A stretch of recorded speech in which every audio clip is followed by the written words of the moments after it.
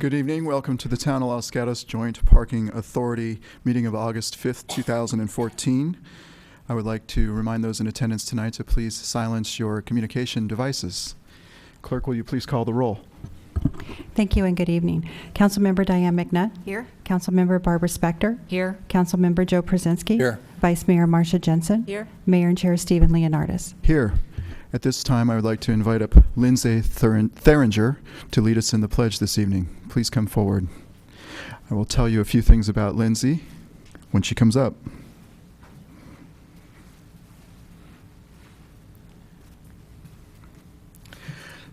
Lindsay is entering the 4th grade at Rainbow School of Knowledge on Los Gatos Boulevard. It's a small private school that I got to visit this past school year. Lindsay enjoys school most. Her favorite subjects are math and science. She loves to read and participate in spelling bees. For sports, Lindsay likes to run, swim, do gymnastics, and play basketball. Lindsay also plays guitar and enjoys writing songs. How many songs have you written? 5. She's written 5 songs already. Lindsay is taking sign language classes and participates in the Girl Scouts, as you can see. Overall, Lindsay is a kind and thoughtful person towards other people and the environment. Please join me in welcoming Lindsay and leading us in the pledge.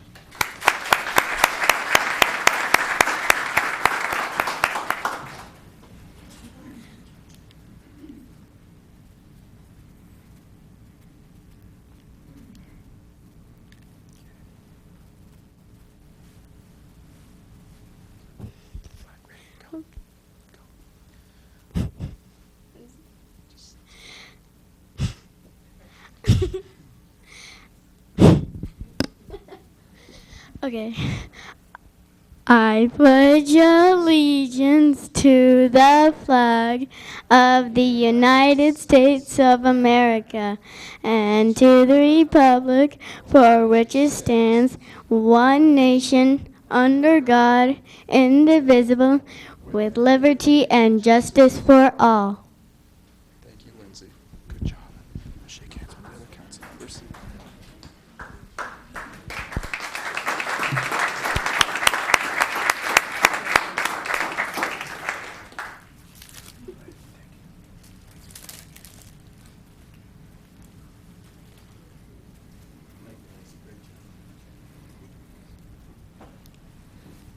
Another round of applause for Lindsay.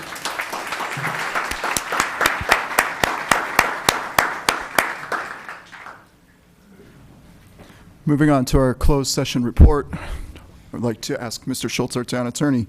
Yes, good evening. Prior to tonight's regular session, council met in a special closed session to discuss 2 items. As to the first item, public employee performance evaluation of the town manager, no action was taken and requires reporting under the Brown Act. As to the other item, conference with labor negotiator, the council did not reach that item and it will be rescheduled at a later date. Thank you. At this time, I'd like to invite any audience member who's interested in speaking on a topic not on the agenda to fill out one of these speaker cards and turn it into the clerk. Moving on to council matters. Does any member of council have anything to share? Councilmember Spector. Thank you, Mr. Mayor. Ms. McNutt and I had a police ad hoc committee meeting during our break. And also the other thing that's happened a lot during our break, members of the residential and business community have approached me with regard to what is the town wanting us to do in the water shortage. And I know that there are requests and mandates at the state level, the Water District and the Santa Clara County Water District and the San Jose. But I am going to ask through the mayor if possibly at our next meeting we can have staff report out on what the options are for our community during the water shortage. I mean, for example, I personally like no water served at restaurants unless there's a request for it, but maybe that's a good idea, maybe that's a bad idea, and I thought it would be good to have staff report to us if it's okay with the mayor. That is okay with this mayor. Town manager, would that be available to us at the next meeting? Yes, it will be a very full meeting, but we can place this item on the agenda, certainly. All right. Thank you. Councilmember Brzezinski. Thank you, Mr. Mayor. During our July break, I attended the League of Cities Board of Directors meeting in Monterey on the 17th and 18th of July, and the Metropolitan Transportation Commission meeting in Oakland on the 23rd. The mayor and I also participated as the ad hoc committee for the entertainment policy in our second meeting, and that would be on August 1st. In addition to the issue of the MTC meeting, lots of discussions taking place regarding the increase in vehicle traffic that is occurring, particularly in Santa Clara Valley, as a result of the rebounding economy. And that's the blessing. The curse is that everybody drives to work. And one of the things we've noticed in town, obviously, is a great impact on the thoroughfares through town as a result of Highway 17 backing up, particularly in the late afternoon and early evening. People somehow think that if 85 and 17 slow to a crawl, then somehow they'll bypass that by taking Winchester, Los Gatos Boulevard, and obviously that doesn't work, but it impacts us. And so the question has been raised, what kinds of things can be done in cooperation with Caltrans to mitigate the impacts? And I would like to ask the mayor if we couldn't put that on at least an agenda item for discussion with the manager's office and see if there is something available to us to mitigate that traffic problem that has become more and more clear as the summer goes on. Yes, we may. Okay, so, thank Mr. you. Manager, a future meeting date that we have available for that. Thank you. Any other council matters? Over the 6-week recess that we had from our last meeting, I attended the West Valley Sanitation Board of Directors meeting where we performed the performance evaluation for the director. And we also attended last Thursday swearing in of our new police chief, who is here in his new official capacity as chief, Mr. Matt Frisbee over there to my right. So if you would like to stand and be recognized as our new chief, thank you very much.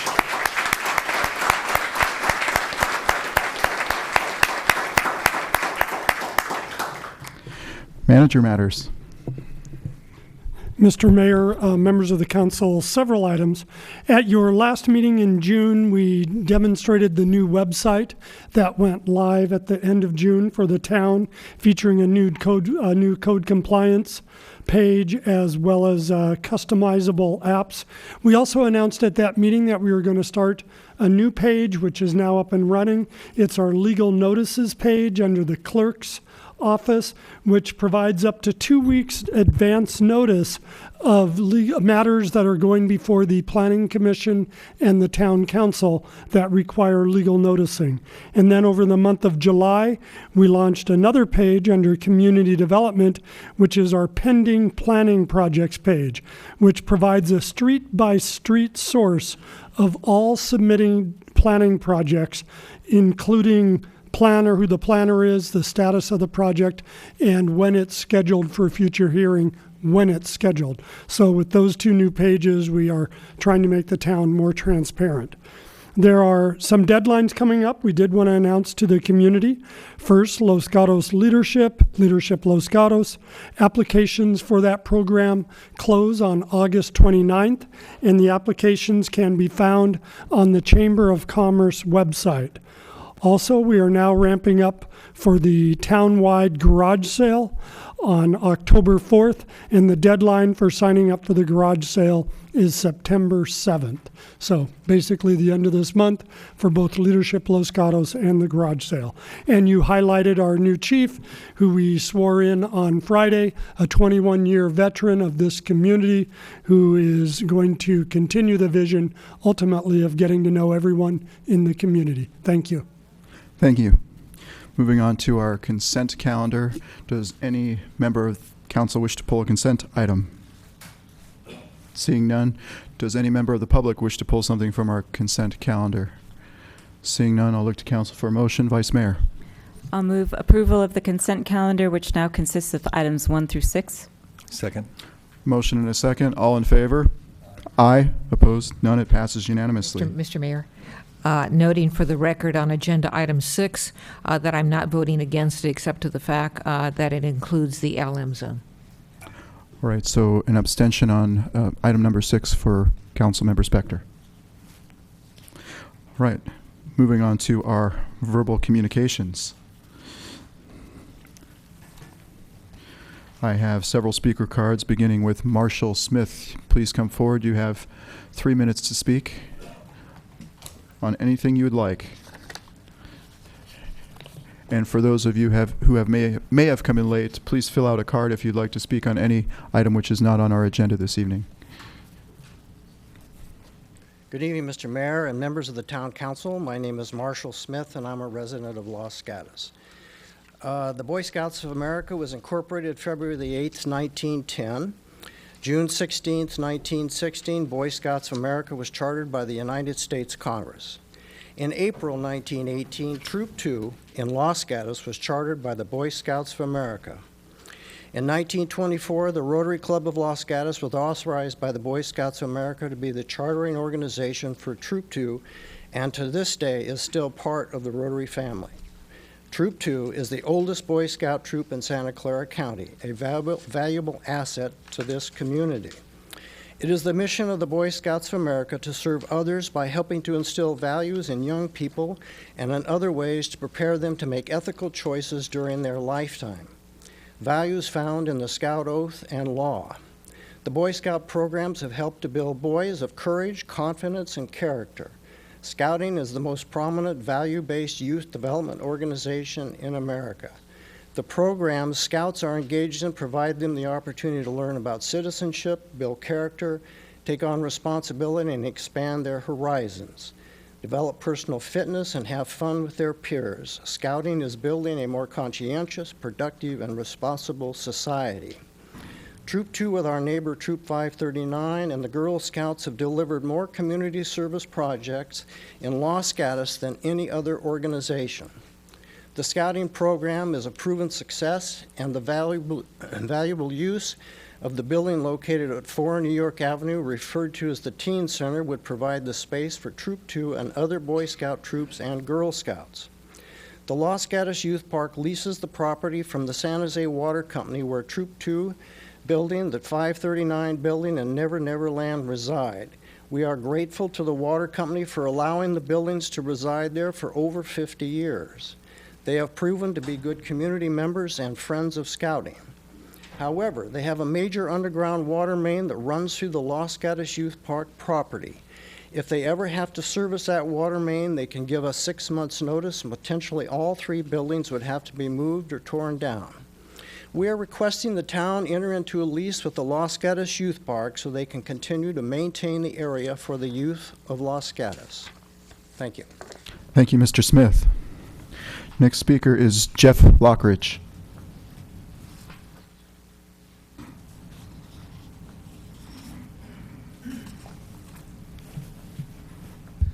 Hi, my name is Jeff Lockridge, 109 Paseo Laura.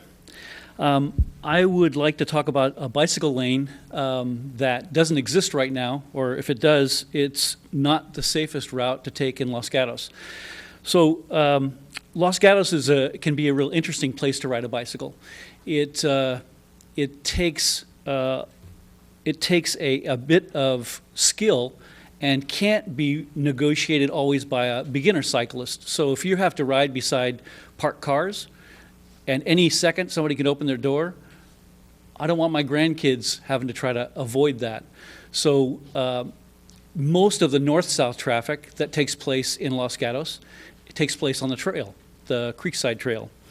And that's great, except that it can get crowded sometimes, and with all the pedestrians and people walking their tandem strollers and dogs, it can get kind of dangerous riding a bicycle there as well. My suggestion is, and we don't have the same parking issues on the boulevard as we do downtown. So my suggestion is to eliminate all the parking spaces along Los Gatos Boulevard on the street from Office Depot to Blossom Hill, approximately there, and then designate a bike path on both sides with no parking allowed. I've seen how eliminating the parking on Oka Road on one side has created a safe pedestrian and cycling route. I've seen also where eliminating parking on the end of University Avenue right at Lark has made a much safer situation for cars turning right onto Lark Avenue from University. And I think that by eliminating parking spaces on Los Gatos Boulevard, I don't think it's going to affect any businesses. They've already got spaces for each of those businesses set aside in their own parking lots. And most of the parking that we see down, especially in the north end of town, have for sale signs on their cars, or they're advertising their, we haul junk for you or something, and they don't ever seem to have to move them. So that's my suggestion. Thank you, Mr. Lockridge. Question for the town manager. If Mr. Lockridge wanted to pursue this idea further, or what would be the process involved with... First, per the council's direction and the mayor's initiative, we have scheduled for this month a discussion before the Transportation and Parking Commission, the elimination or restriction of signage on the north end of the boulevard given vehicular advertising. And I think the commission would be the natural place to raise this issue for further consideration to bring back to the council at a subsequent point. All right, thank you. Next speaker is Phil Knopf.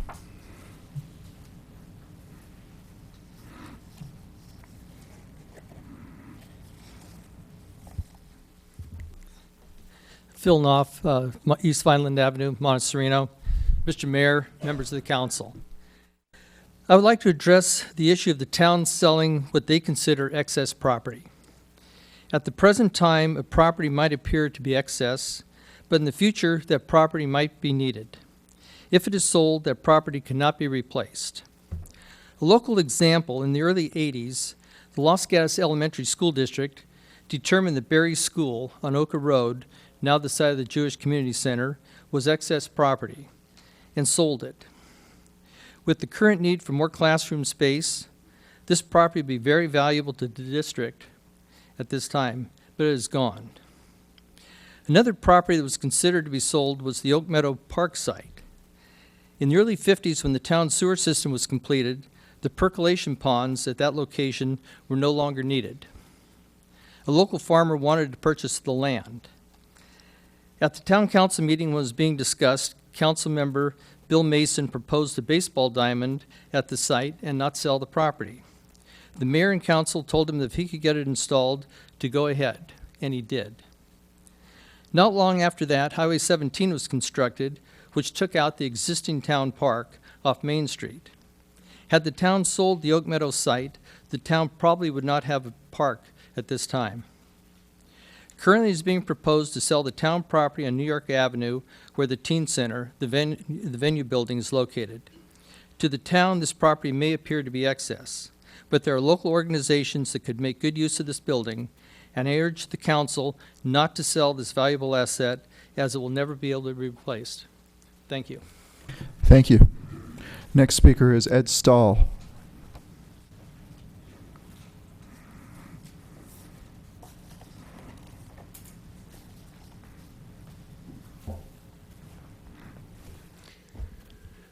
Good evening. I'm Ed Stahl. There are lots of rumors about selling a piece of property the venue is located on. Is it or isn't it? School hasn't come up with enough money. Nobody really outside of the council knows what is going on. Los Gatos needs a place for the teens. The Boy Scouts desperately need more space.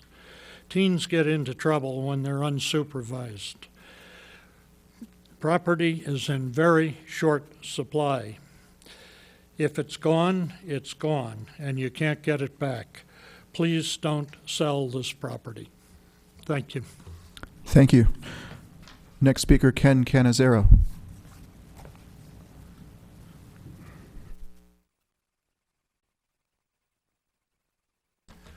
My name is Ken Canizero. Mr. Mayor, council members, thank you for the opportunity. I'd like to address the very same topic that Ed did, excess property. In particular, as a former board member of the Teen Center for many, many years, working with those teens probably made me a better father. So I urge the council, when you look at that excess property, look at opportunities that allow the teen center, that building, to continue to service youth in our community.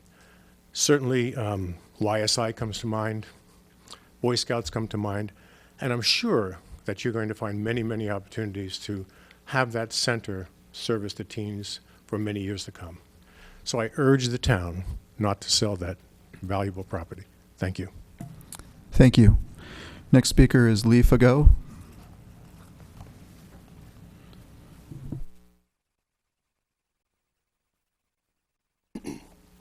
Good evening. My name is Lee Fagot, and I appreciate the opportunity to speak this evening, as I have on several occasions, about A Place for Teens, the venue facility. I live in Los Gatos, have for about 16 years, and 14 years I have been involved on the board or in fundraising for A Place for Teens. I think to give a little perspective, we've been talking about excess property. I can't conceptualize that being excess property, but rather underutilized, underfunded, underdirected. But to give a perspective, again, A Place for Teens was developed in the late 80s, early 90s.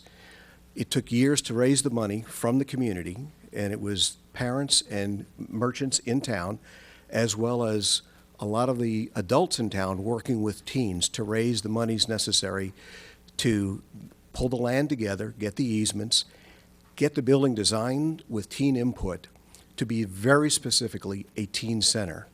With teen input, it functioned very well for 25 years as a teen center.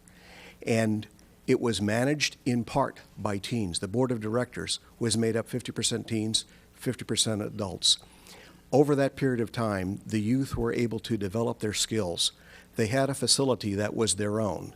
Its purpose, its singular purpose, was to serve the youth of the community and help them have a safe, adult-supervised place to hang out, to study, to play, just to chill until their parents picked them up or they went home. It was open afternoons, after school, and on weekends. And I am flabbergasted that the town would consider this, one, as excess property, and two, to sell it to any entity without a provision in that purchase, if it is sold, that it be directed to be a teen center again, perhaps under different ownership. The building was built without any input from the town. The land was the town's land, and in fact, once the building was built, it was deeded to the town with a provision of leasing back to the Place for Teens for $1 a year. That worked out very well. What's needed is more time.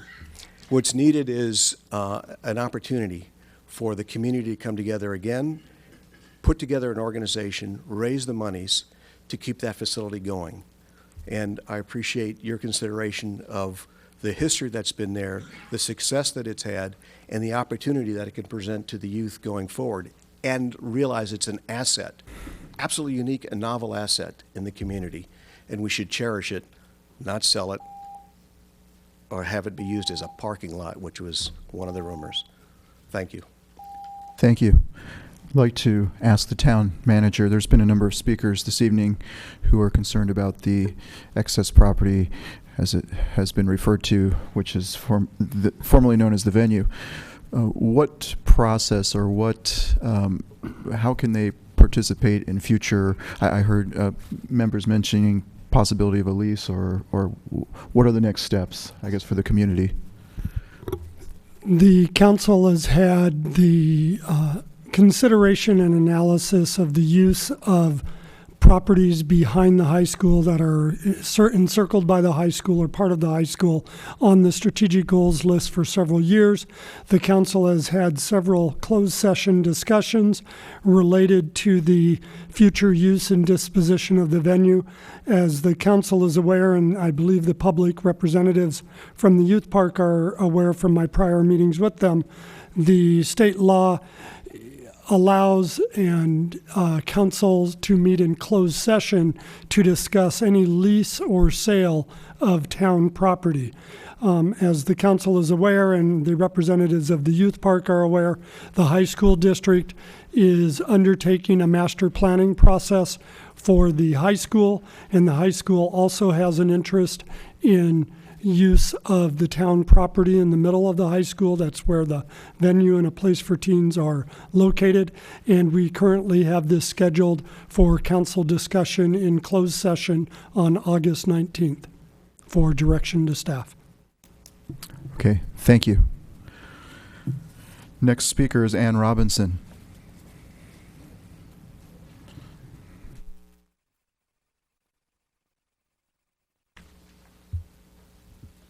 Ann Robinson, Charter Oaks.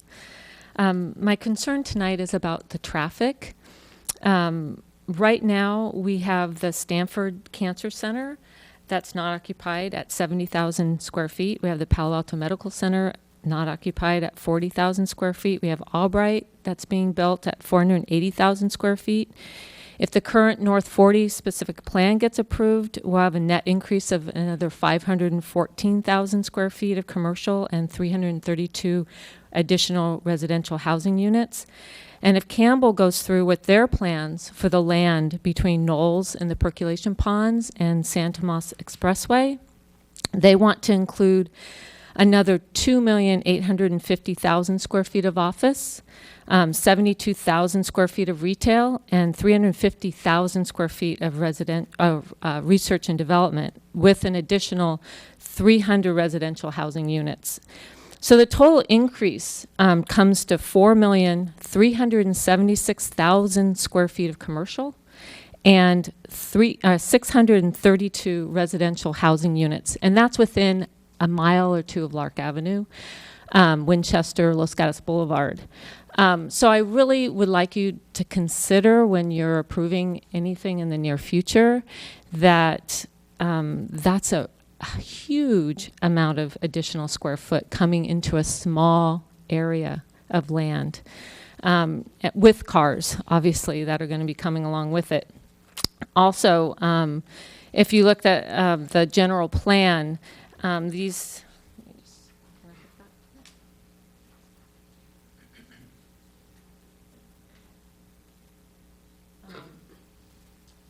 so if you look at the number 8 and number 9, the Los Gatos Boulevard and Samaritan Drive and the Los Gatos Boulevard and the Lark Avenue, both of them are operating at D+, and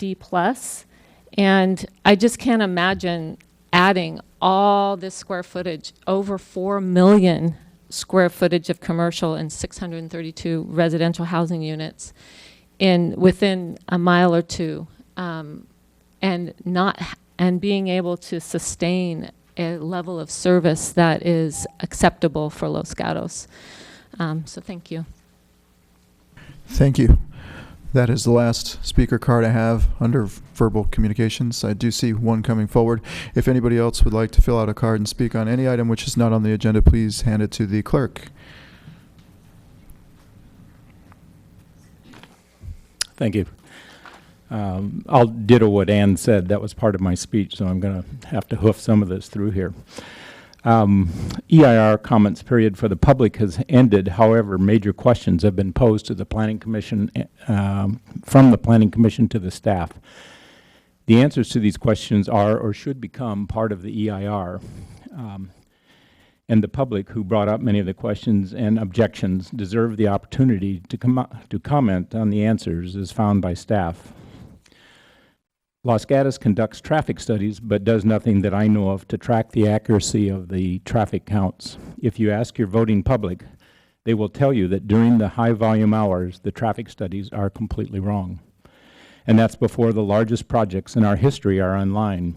We would like to see the town hold someone responsible for results of incorrect projections.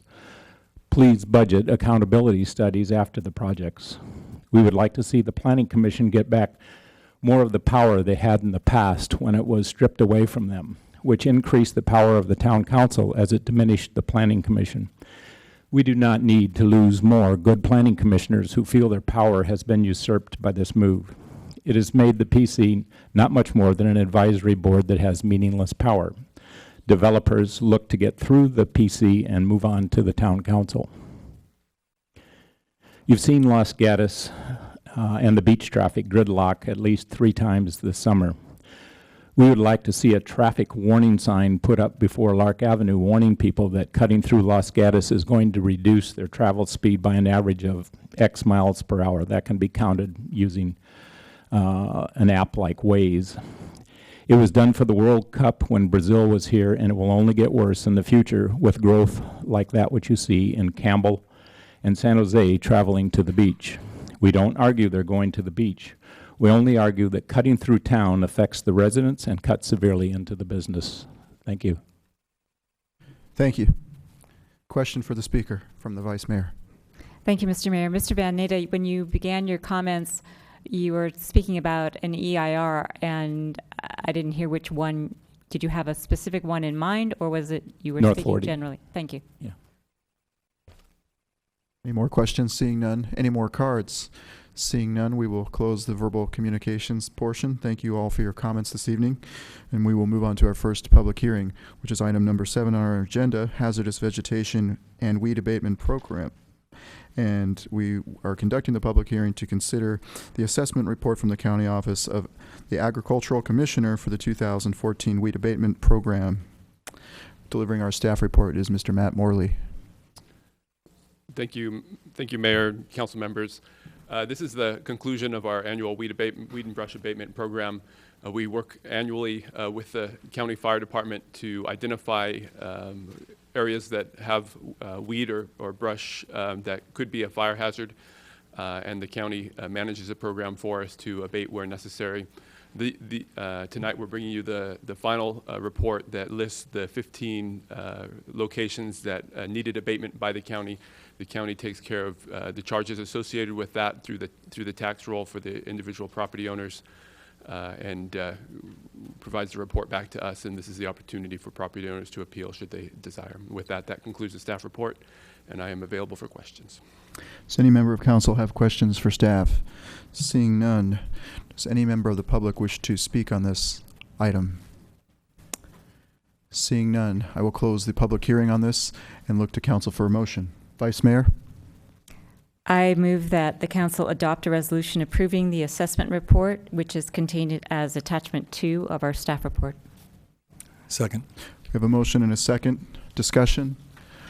Call the question. All those in favor? Aye. Opposed? None. It passes unanimously. Thank you, Mr. Morley. Moving on to item number 8. It is Architecture and Site Application S14-022, project location 121 through 131 Albright Way, the property owner, LG Business Park, LLC. We are considering a request to construct an elevated pedestrian bridge between 2 commercial buildings on property zoned commercial PD. And delivering our staff report is Joel Paulson, our planning manager. Good evening, Mayor, council members. In June 2013, the council approved a plan development and an architecture and site application for the Albright Office Park.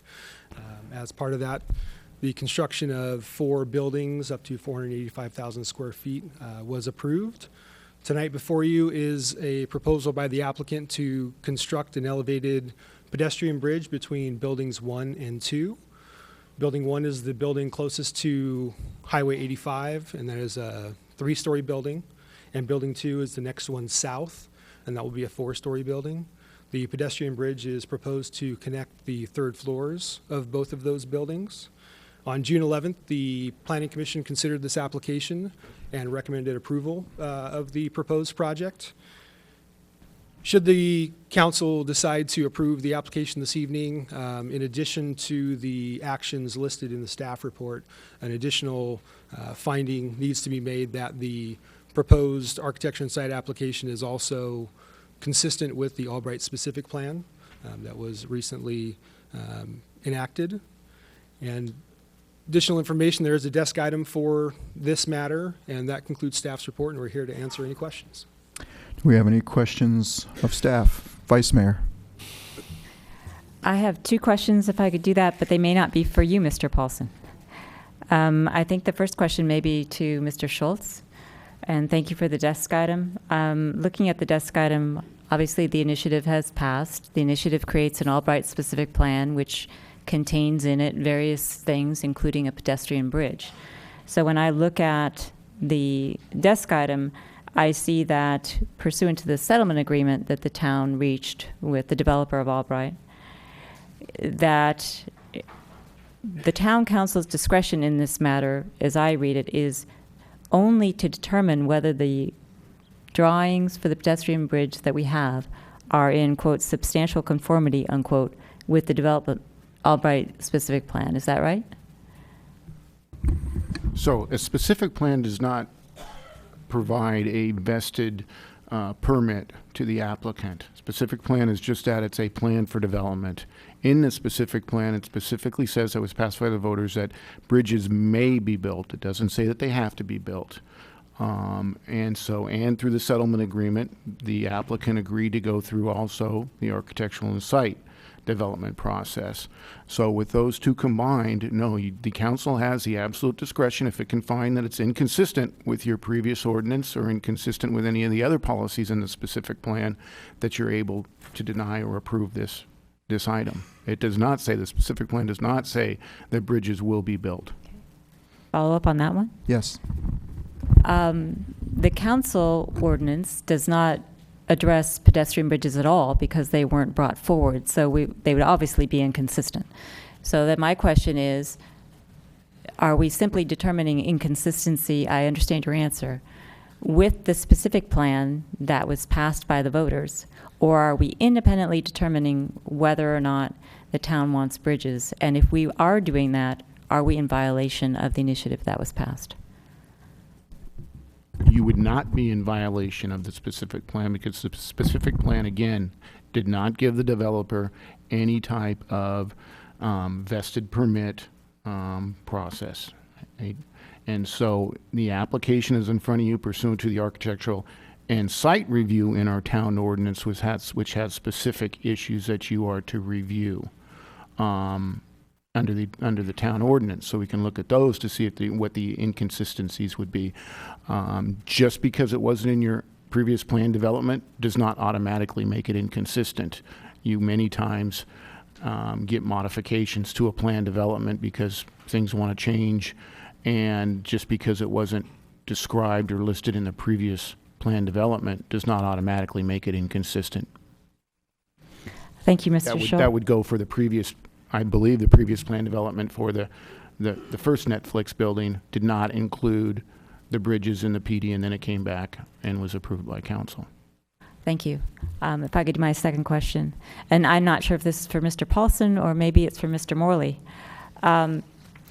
If the council were to approve the pedestrian bridge that's being proposed, the answer that we received in our desk item is that it's subject to any and all fees pertaining to the building permit application, et cetera.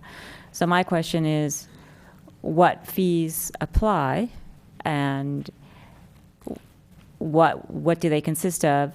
So we could potentially have a community benefit fee, we could potentially have a construction fee, we could potentially have a traffic impact fee. Do we have all those? And if we have all those, are they the as changed construction and traffic impact fees, given that this application is coming in post change, or are they retroactive to what we had before? So for this portion specifically, and Mr. Morley can correct me if he understands otherwise, for the 850 square foot for the pedestrian bridge, those would be subject to the new fees that are in place for the construction impact fee and the traffic impact fee for the 850 square feet. The building permits for the other 4 buildings and the parking garage were submitted prior to council taking the action on both the construction impact mitigation fee and the traffic impact mitigation fee. Just last follow-up. And has staff done anything to calculate what the fees would be if this bridge were approved, what the applicable fees would be? Staff has not. Those are calculated when the building permit is submitted. All right. Councilmember Spector. Thank you, Mr. Mayor. I think these questions are for Mr. Polson. It has to do with lighting, which was an issue discussed at the Planning Commission. And I could see why the Planning Commissioners had a concern. So my question is, if the bridge is approved, and it will have lighting, we know that, what can the town do, if anything, if we find that lighting to be too bright, specifically too bright at night? Well, I believe the applicant's architect is here, and he can speak further to that, as he did at the Planning Commission meeting.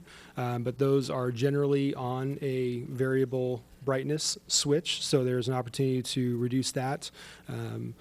They will be no brighter than the lighting that will be inside the building, so they will not create a more impactful light generation than that of the buildings that are proposed. I did hear him say that at the Planning Commission, but my question is a little bit different. What if we, the town, felt as though the lighting after it is put into effect is too bright? What rights, if any, do we have to make the applicant, the property owner, reduce the intensity of that light? Well, the council could always add a condition of approval to the architecture and site application to have language placed on this application specifically that could address that issue, should that become an issue in the future. That would be wording that would be placed on this application now, correct? Correct. Okay, and along the same lines, what information, if any, does the town have with regard to the impact of this lighting on the Charter Oaks neighborhood? Given the location and orientation of these first two buildings, staff does not believe there'll be any impact on the Charter Oaks neighborhood. As I believe was brought up at the Planning Commission, should they come in for bridges between Building 2 and Building 3 and or Building 3 and Building 4, then you start getting closer to Charter Oaks, and we can, at the council's request additional information when those come through in the form of light studies showing the illumination similar to what was done in the plan development for the parking lighting as well as the building lighting that was illustrated in the plan development and architecture and site plans. Mr. Mayor, one more? Yes. Going back to my first question, you said that the town could impose a condition with regard to post-construction illumination evaluation. What would that wording be? I think that's something that, as you're deliberating, we can work on and see if we can come up with something prior to the council taking an action this evening. Thank you, Mr. Paulson. Further questions of staff? Seeing none. Thank you, Mr. Paulson. I'd like to invite the applicant forward. I have no speaker cards on this item. If anybody wishes to speak, please fill out a speaker card and turn it into the clerk. You have 5 minutes. Thank you, Mr. Mayor. Mayor, members of the council, staff, members of the public, John Schenk here on behalf of Netflix, the applicant this evening. Also here with Netflix architect to really speak to the architecture, the design, the reasonings for the bridge. But I just wanted to thank you for taking this up this evening and let you know that we're here to answer any questions that you may have. But we are certainly happy with the Planning Commission's unanimous approval and having worked through that and look forward to moving on with this great project after this evening. So with that, I'll be short and I'll turn it over to Bob and we'll be here for any questions. Thank you. Thank you. Thank you, Mr. Mayor, members of the council. My name is Bob Giannini with Form 4 Architecture. I'm the architect for Netflix on the bridge. Sorry, the images are kind of purple, but I think I could say a couple of things about the bridge, and then I can talk about lighting. But one, from a functional point of view, as in Netflix existing buildings, they sort of have the good dilemma that many of their departments are larger than one floor. So having the bridge and being able to walk sort of seamlessly back and forth really helps them out in the way they do their business and work together. Aesthetically, we wanted the bridge, you can maybe shoot to the next image. We wanted the bridge to sort of enhance the campus, and so its materials match the materials of the campus. We actually are also doing a wood underside of the bridge, which kind of recalls the bridge we designed for them on their existing campus across Winchester. And then talking about the lighting. So the bridge does have to have lighting from sort of a safety point of view, just so people can get across it in the evening, especially in the wintertime as it gets dark early. And we can certainly keep the light levels on the bridge just as low as they possibly can be per code. There's no work that's being done on the bridge. It really is just a way to walk between buildings. Also, the design of the bridge, if you could flip to the next image. From a sustainability point of view, we wanted to make sure that the bridge didn't add sort of an extra burden on the building. So the building is designed with fins that shaded vertically and horizontally from the sun, so it keeps the heat loads down within the bridge. And I realized as we were talking, the other things those would do would help diffuse any light coming from the bridge. So even though the bridge is a clear glass bridge, it has these fins on it, both horizontally and vertically, that will help diffuse any light that should come from the bridge. But again, as staff mentioned, the light levels in it would certainly be no brighter than the building, and we could certainly make them lower than the building, so long as they continue to meet code. Thanks, and happy to answer any other questions. Are there any questions? The Vice Mayor has a question. Mr. Giannini, thank you. In looking at the plans, I just want to make sure that I'm either right or wrong. Can you just tell me the dimensions? What is the bottom height on the floor of the bridge, and what's the finished top height, and how wide and how tall is the bridge itself? Sure. The bridge is 12 feet wide, 60 feet long, and the bottom of the bridge, the floors in this building are about 14 and a half feet. So to the floor level, it'd be 14 and a half feet. So it's about maybe 12 feet to the underside, approximately. Maybe I'm not making how far off the ground? 12 feet. 12 feet? Okay. Plus or minus, yes.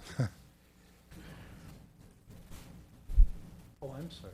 So it's it's an extra floor. I am sorry. It's the third floor bridge. It would be 30 feet.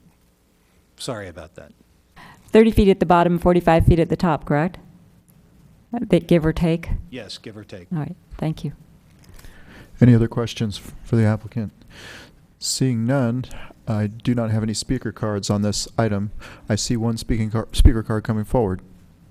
Please hand in your cards to the clerk if you'd like to speak on this matter.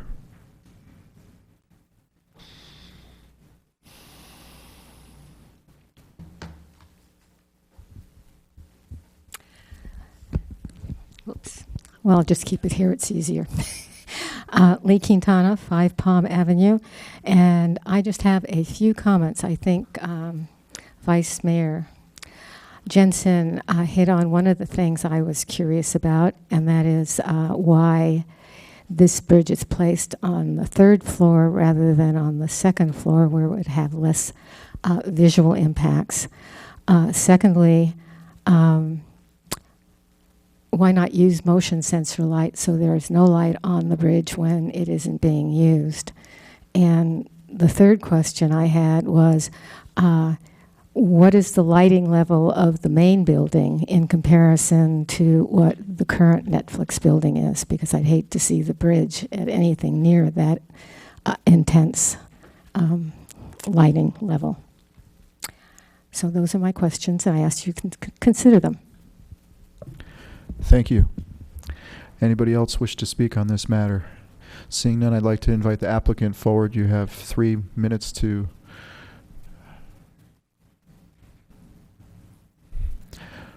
I guess we can answer those questions thank if you'd everybody, like. but happy to answer questions or any follow-up questions that anybody has.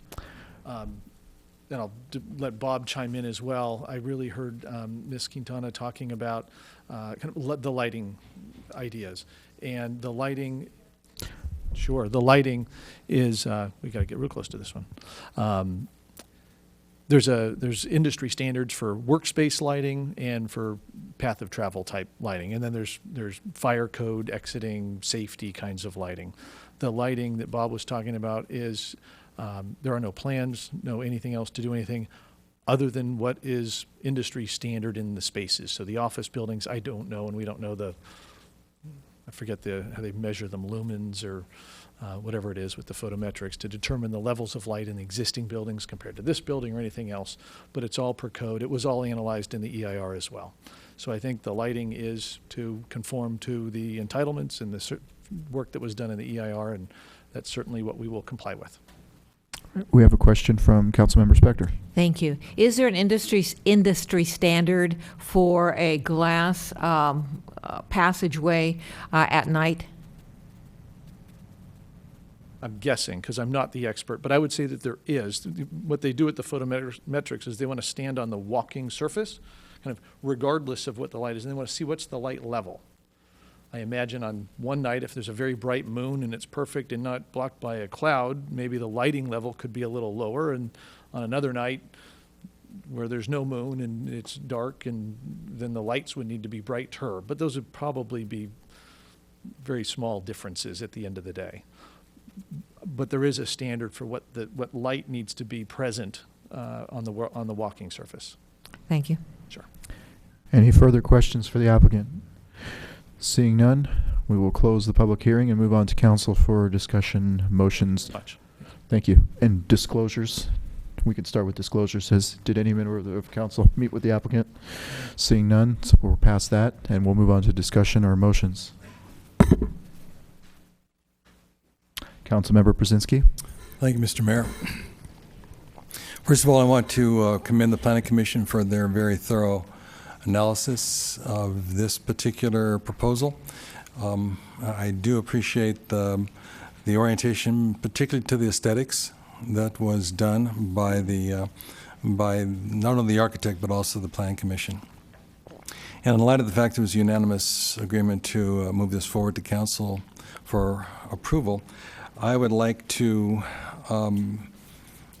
recommend that the council accept the Planning Commission's recommendations and adopt the resolution that's in attachment 5 to approve the architecture and site application, which is S14-022, subject to the conditions in attachment 4 and the development plans in attachment 7 with the required findings in attachment 3. And I want to ask the staff if there's a reflection for those conditions relative to this lighting issue. Thank you. Yes, Laurel Prevetti, Assistant Town Manager and Community Development Director. Mr. Paulson has drafted very quickly some language for your consideration to address the condition for lighting. Thank you. So a condition could be added that states the lighting for the bridge shall be evaluated following construction of the bridge. Should the lighting be determined to have an impact to adjacent properties, staff shall work with the property owner to reduce the lighting impacts to an acceptable level. Okay, thank you. Then my motion will include that condition, and that would be what I would request the council consider. Mr. Manager. Yes, staff also made a reference in the presentation that we'd need to add an additional finding under A through D to reference the specific plan as per the desk item. And that would be included. We have a motion. Do we have a second? Councilmember McNutt. I'll second. We have a motion and a second. Discussion, Councilmember Spector. Thank you. I will be supporting the motion. I thank Mr. Paulson and I guess it would be Mr. Paulson, it was just you, for adding this condition. Oh, and the maker of the motion. Vice Mayor. I'll also be supporting the motion, but I'm supporting it, and I appreciate Mr. Schultz, your analysis. Thank you very much. I do feel constrained by the initiative, and I do feel that though we've been told we have discretion, I think our discretion is to determine whether this bridge is in substantial conformity with the initiative that was passed. I can't say it's not, so I'll be supporting the motion. Any further discussion? Seeing none, I'll call the question. All in favor? Aye. Aye. Opposed? None. It passes unanimously. We're moving on to, Councilmember McNutt. Mayor, before we go on to the next item, we seem to be having some problems with the microphone tonight. Some of the speakers are very low level, and I'm not sure everyone in the audience can hear them or broadcast, so maybe we could figure out how to get it fixed before we go on. Thank you, Councilmember McNutt. I also noticed that. I think it's one of those microphones, if you're speaking this evening, you have to speak closely into it, but we'll see if we can turn up the volume or something. And we're going to try rotating the mics to see if the other one has better pickup. and Mr. Paulson will be our tester. So we're moving into our next public hearing this evening. It's Plan Development Application PD 13-002, a General Plan Amendment, GP 13-001, and an Environmental Impact Report, EIR 13-003, project location 375 Knowles Drive, and the property owner is the County of Santa Clara. We are considering the certification of the Environmental Impact Report and adoption of the Mitigated Monitoring and Reporting Program. We're considering a request for a general plan amendment from public to office professional zoning, and we're considering a request for plan development to demolish the existing building and to construct 33 single-family residences on property zoned office. And delivering our staff report is our planning manager, Joel Paulson. Thank you, Mayor, council members. As stated, the subject property is at 375 Knowles Drive. The property actually has frontage on both Knowles Drive and Capri Drive and wraps around at another county property on the corner of Knowles and Capri. The parcels in question this evening are currently general plan designated as public, given the previous use. The current zoning for the property is office. The applicant's requesting certification of the environmental impact report and adoption of the mitigation monitoring and reporting program.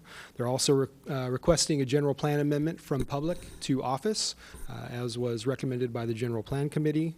And they're also requesting approval of a plan development for 33 units, which would change the zoning from office to office with a plan development overlay. On May 14th, the Planning Commission considered an application on this site for 40 units.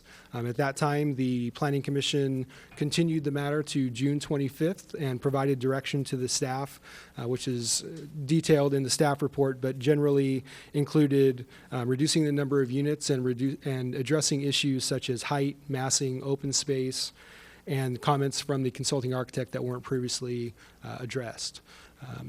Following the May 14th meeting, the applicant revised their plans and reduced the number of units from 40 units to 33, which is what is before you this evening.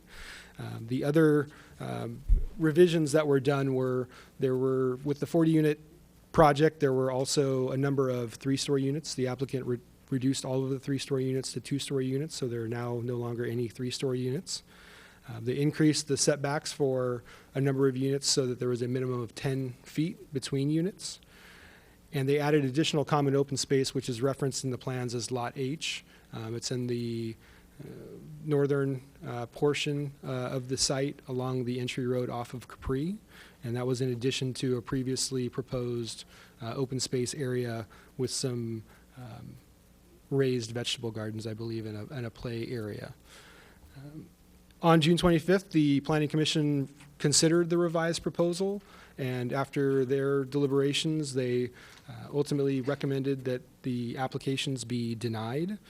The reasoning for their conclusion is more thoroughly outlined in the staff report, but generally they felt that the proposed zone change was not consistent with the general plan, and the proposed general plan amendment was not consistent with the general plan's goals, policies, and elements.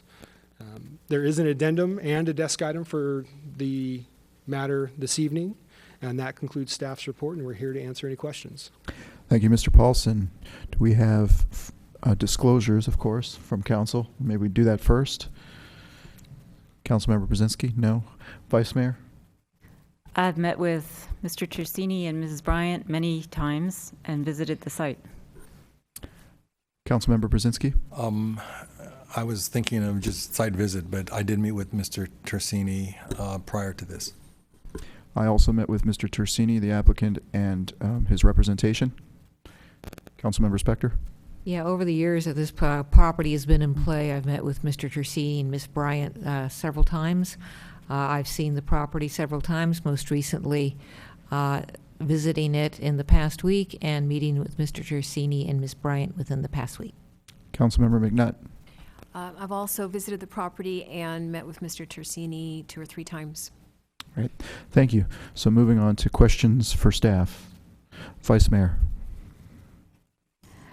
I have a question regarding the environmental impact report, and I don't know if it's Ms. Pravetti, Mr. Schultz.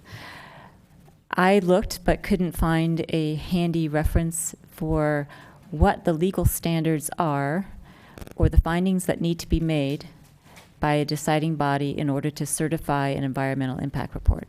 Could somebody tell me what those are? Thank you. Typically, the town council would consider the environmental documentation, the responses to all of the public comments as being thorough and consistent with the requirements of state law. This document has been reviewed by staff. We've gone through that review process with our town attorney, and in our opinion, it is consistent with state law, meeting all of the requirements under state law. The finding essentially is that it is adequate according to state law. Follow up? Yes.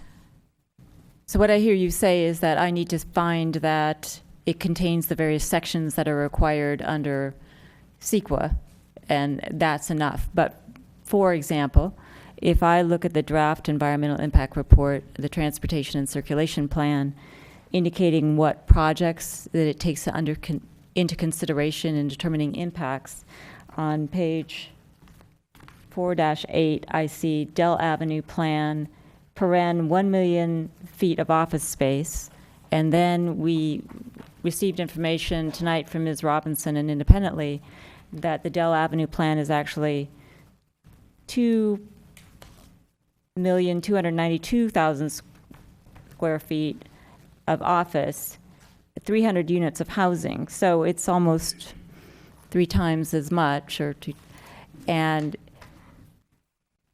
is my limitation in certifying the EIR to say, okay, you've included information, but if that information is no longer accurate, how am I supposed to take that into consideration? Thank you for the question. It's not uncommon for environmental impact reports to essentially be an analysis in a snapshot of time. So at the time that we prepared the notice of preparation and we did the traffic analysis, we understood cumulatively what all of the possible projects might be in the vicinity of the site, including at that time what the city of Campbell was contemplating for Dell Avenue. Subsequently, that city has modified their own plans, but that was done after the preparation of this traffic analysis. Of course, as the deciding body, you can always decide that you would like the traffic analysis to be restudied, that the environmental impact report would need then to be recirculated for public comment, and we would essentially continue the review process. But it is within your purview, if you agree with the assumptions during that snapshot of time, that this could in fact be found consistent with state law. Thank you. Any other questions for staff? Seeing none, we will begin the public hearing. First speaker.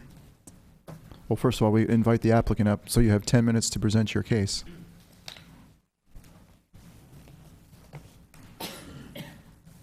Good evening, Mr. Mayor and members of the Town Council. My name is Mark Chersini, and I reside at 111 Lassoon Court. The home that I reside in is one that I built approximately 10 years ago on the east side of town. My teenage years were spent on the west side of town in a home that my parents built approximately 40 years ago. Presently, my parents, my family, and 2 siblings, additional siblings, all reside in the town of Los Gatos, some of them quite near this project that we have before you this evening. I'm proud to be building a project in my hometown. This evening, I'm here to ask your support for a project of which I've been working on for the past 2.5 years.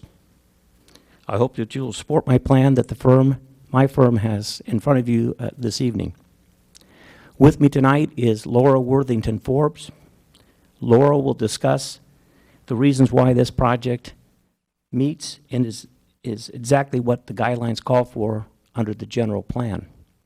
If time allows, I'd like Beverly Bryant to address the Town Council with respect to our neighborhood outreach to the community to better provide information to the town residents about this particular project. what it's all about. The project itself is a project that is land that was owned by the Santa Clara County and purchased in 1970s. The land was purchased by the county to construct a medical health service facility and a county courthouse. Both of these structures were in full operation until 2003.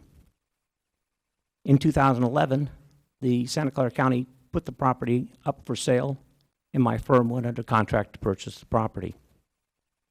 My team and I have been working with the town processes since approximately 2012. We started the process with a CDAC meeting. In that CDAC meeting, I brought a plan to that meeting that was an all-office development of approximately 70,000 square feet. In addition, I brought a residential plan that had 32 market rate units and 50 senior housing units. Our analysis and market study demonstrates that the highest and best use for the site is for residential, and that's why I've been pursuing a residential project on this site. My company does build commercial office, but we have evaluated and believe and truly believe that residential is the highest and best use. We feel the homes are the correct fit for this area of Los Gatos. Medium density, single family homes with 8.7 units to the acre. It includes 29 market rate units. 4 of those units will be below market priced units. Those below market price units will have 4 bedrooms with the option for a 5th, and one of the BMP units will have 3 bedrooms with an option for a 4th bedroom. The project I bring before you this evening is an example of new urban design. This will be a foot-friendly neighborhood where residents will enjoy easy walking to neighborhood shopping, public transportation, community bus lines that go right down Knowles Drive, right to the front doorsteps of a number of the homes. Short walk to medical office and the hospital, walk to local elementary schools. Potential employers within walking distance. Close access to the Los Gatos Creek and Jack Fisher Park. The 33 homes will have small yards, reducing landscape watering. Energy efficient appliances, superior insulation and fixtures, modern wiring and electrical connections for some of the smart cars that are out there today. 2-car garages on all the units. Open floor plans desired by not only the young professionals, but also empty nesters. The 375 Knowles project will change and improve the North Los Gatos area. New residential units will bring vibrancy and life to this area of town. The homes will become a real neighborhood. They'll provide an important link, scaling down from the north side of the project with the existing condominiums to the south side of Knowles to single-family residential and duplexes. They'll stimulate growth opportunities for the Vosona Shopping Center. I'd like to address the decision of the Planning Commission. Following the May 14th public hearing, my team redesigned 375 Knowles Drive to address the comments that we heard at the Planning Commission hearing. Those changes included reducing the units, as Joel previously stated, from 40 units to 33 residential units. We removed all of the 3-story units that were proposed, and now they're all 2-story, ranging in height from 26 feet to 28 feet. We increased the common area. Not only do we have a community garden, we also have a play area for kids and an area for seating for adults. We increased the width of the side yards, and we increased the front setbacks along Knowles and Capri. We increased the length of some of the driveways in the units, added paving stones to the interior streets, enhanced the window treatments of the units. We recessed the front entrances and modified the elevations. The result of these changes was a motion to approve by Commissioner O'Donnell and supported by in its entirety by Commissioner Erickson and Chair Smith. Our response to the commissioners that didn't vote for the project that evening, and they voted, is the idea that the commissioners were having a hard time with the project and the look and feel of this project for Los Gatos. The area in which these homes are built is a mixed and diverse neighborhood. It's comprised of commercial, residential, and neighborhood shopping. The homes that will be built here will echo the structures that surround them. The Mediterranean and Tuscan-style homes with medium smooth stucco, tile roofs, stone veneer, and extensive landscaping will blend in well with the architecture of the surrounding community. My hope is that you'll see fit tonight for a favorable recommendation for this project. I'd like to invite Laura Forbes up at this time. Thank you.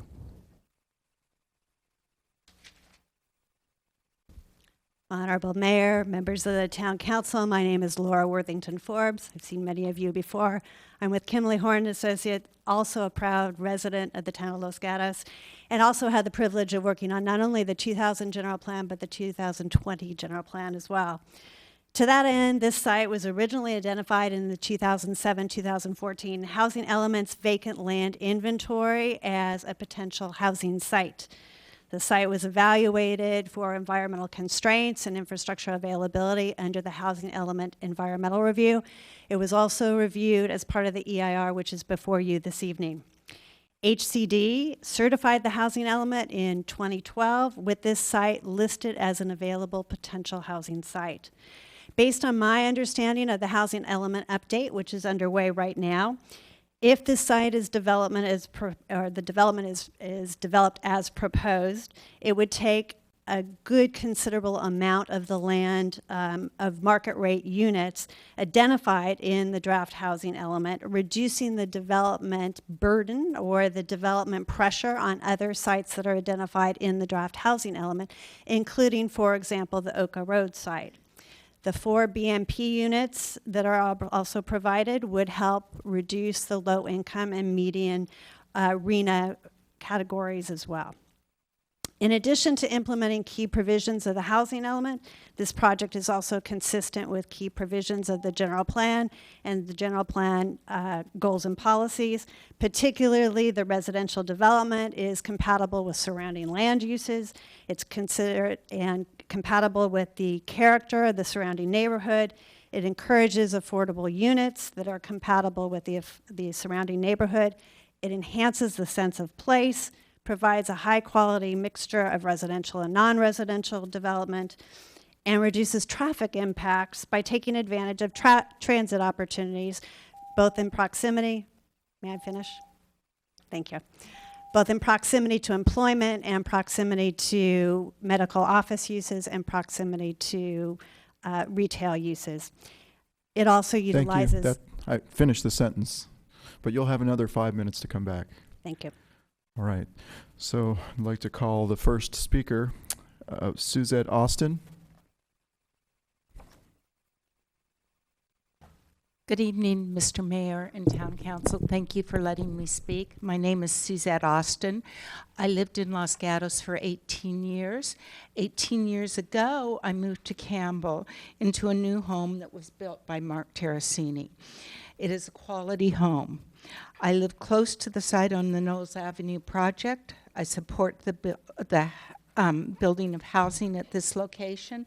I feel that it's close to freeways, close to public transportation, and close to the Los Gatos Creek Trail. Thank you. Thank you. Next speaker is Roger Austin.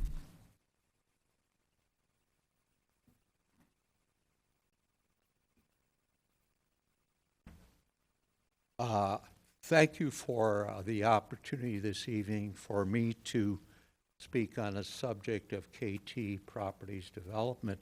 I didn't realize my wife was going to speak. So it's double something or other. In any event, I want to talk about this project on a practical basis. I love Los Gatos, and one of the most favorable things for me to do on a Sunday is to go downtown Los Gatos in the park, watch the young kids play, go to the farmer's market. I mean, it's Los Gatos' dream come true. I think we'll all agree it's a terrific community. When I am downtown, I do have the opportunity to talk to a lot of people. I meet a lot of young people, in their 30s. And I talk to them, and they said, oh, gee, I've gone to Los Gatos High School, and I went away to college, and now meet my wife and my 2 kids. And we talk a little further, and they're saying, boy, we're wanting to buy a house in Los Gatos. Okay. And, well, what are you finding? Well, we're finding houses that are new houses in desirable areas that are $2 million. And we look at each other and we realize nobody can afford that kind of purchase. So what my thought is, I also live in Mr. Terracini's development. It is a quality development. We have a annual barbecue. There are kids playing in the street. The architecture is outstanding. Now, what I'm saying, these young people that do want to live in Los Gatos, I do believe we have a moral obligation to allow these young people that have lived in Los Gatos all their life an opportunity to live in Los Gatos once again. And the fact of the matter is, the price of that property is going to be less than half of those $2 million or more homes. That's my comments. Thank you very much for your time. Thank you. Next speaker is John Whitemans.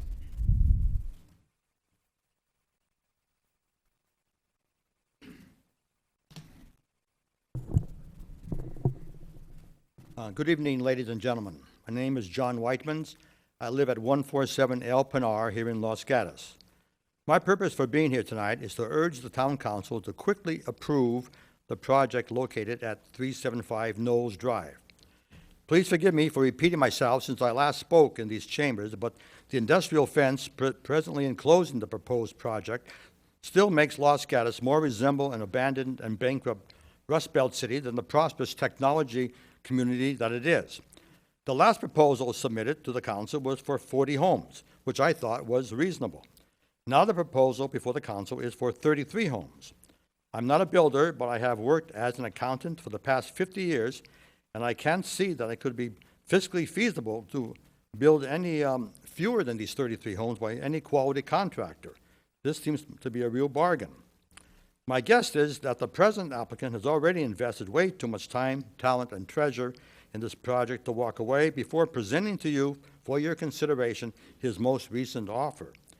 Considering the high cost of making anything and how these costs rise every year, it is not at all likely that any other quality developer will be able to come forward and present to you good people a proposal for even fewer homes on this location. Now, please don't get me wrong. I am pleased that the Town Council of Los Gatos takes its responsibilities very seriously and does not rubber stamp proposals presented to it. I have seen some bad choices made for the benefit of expediency in other cities. You're to be congratulated for studying this proposal. But in order to maintain a cohesive, attractive residential neighborhood, may I urge you to please approve this 33-home project. Thank you. Thank you. Next speaker, Jeff Lockridge.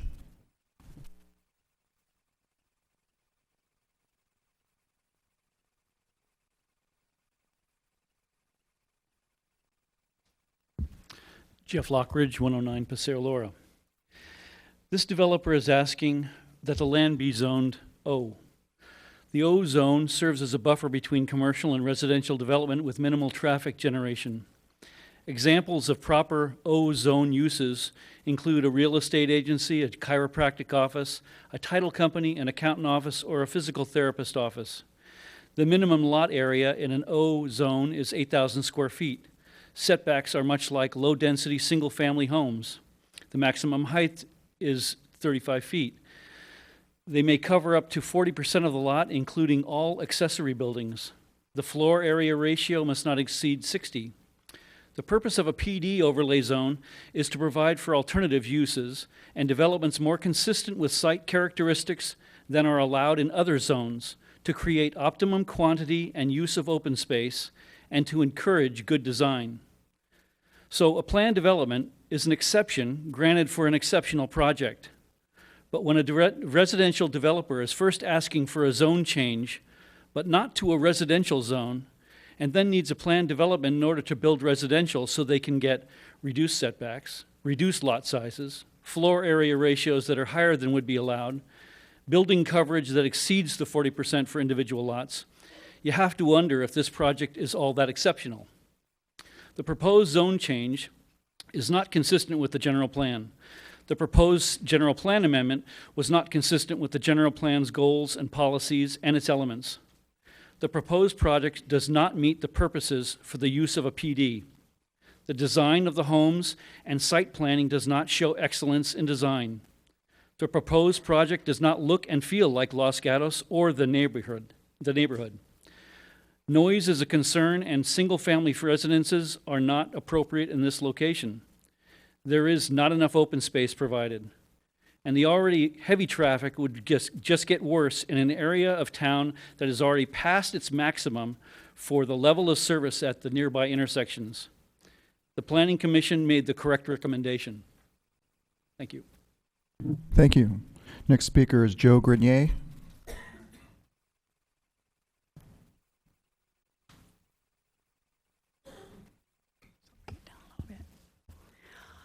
Good evening. My name is Joe Greiner. I'm a retired high school teacher and currently the outreach director at St. Luke's Los Gatos. In that role, I'm very familiar with this area as I drove clients to the community, formerly the community hospital, as well as the health services department, which is no longer available. I am so heartened to learn that this proposal includes quality houses that could be designated for families with mid and lower range incomes. The reality is that Los Gatos is in dire need of more reasonably priced, that's a relative term, and more below market cost housing. I have studied Mr. Tersini's proposal with an open mind, and I find it most impressive, particularly the high energy, efficient houses, the water conservation considerations, obviously the integrated community garden, the safe open space for families with children, and obviously the proximity to bus stops, light rail, Visona Shopping Center, and others. I believe strongly that the currently unutilized property could be vital and much needed addition to our wider Los Gatos community. So I'm definitely giving this quality project of Mr. Tersini's a true thumbs up. Thank you, Ms. Greiner. Next speaker is Naan Mcneil.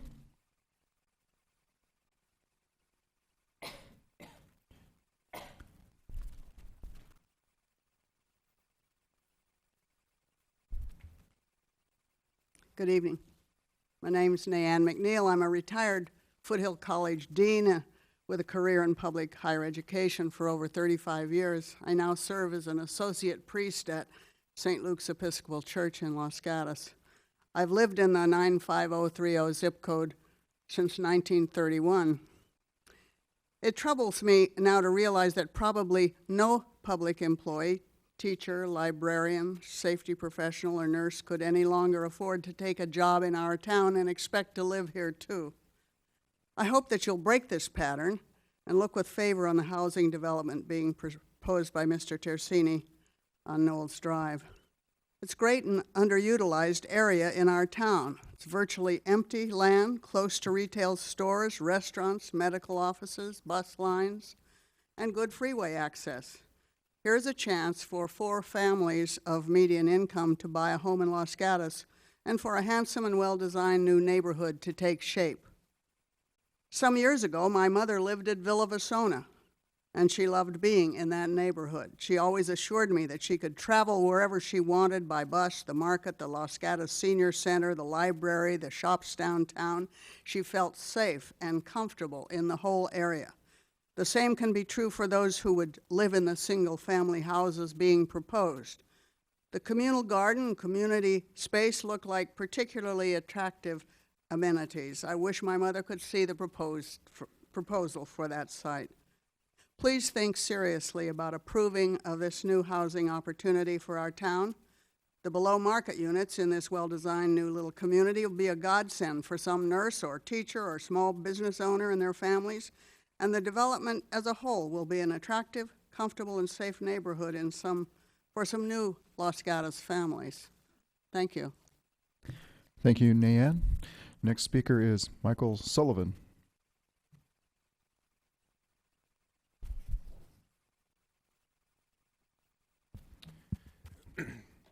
Good evening, Mayor and Council members. My name is Mike Sullivan, and I live at 142 Pinewood Lane in Los Gatos. Thank you for the opportunity to speak here this evening. I am here to express my support for the project. I live approximately half a mile down the road, so I pass this site just about every day going to work. I believe it's in desperate need of redevelopment, so I'm looking forward to seeing this project approved. I believe that residential is the right fit for the site, given its proximity to retail within a walking distance of the site, as well as walking distance to some of the major employers here in town, like Netflix or even Barracuda. In short, I think the project's really well planned. I think it's a step forward in the right direction for this town in addressing the housing shortage that we have here. With that said, I look forward to seeing the project move forward. Thank you for the time. Thank you. Next speaker is Ken King. Thank you, Mr. Mayor and council members. My name is Ken King, and I'm here representing El Camino Hospital. We actually own the property directly adjacent to the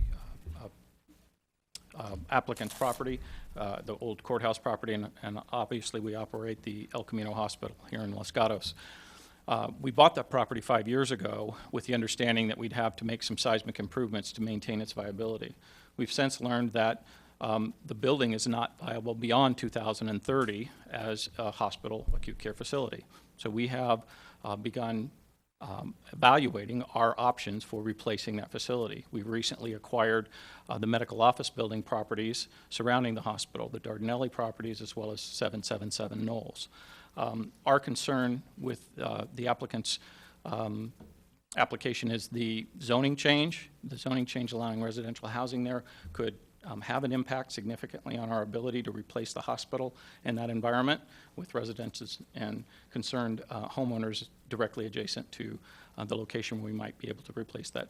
So we simply urge you to consider not rescinding your 2011 resolution that affirmed the general plan that was in place at the time, and thank you for your time.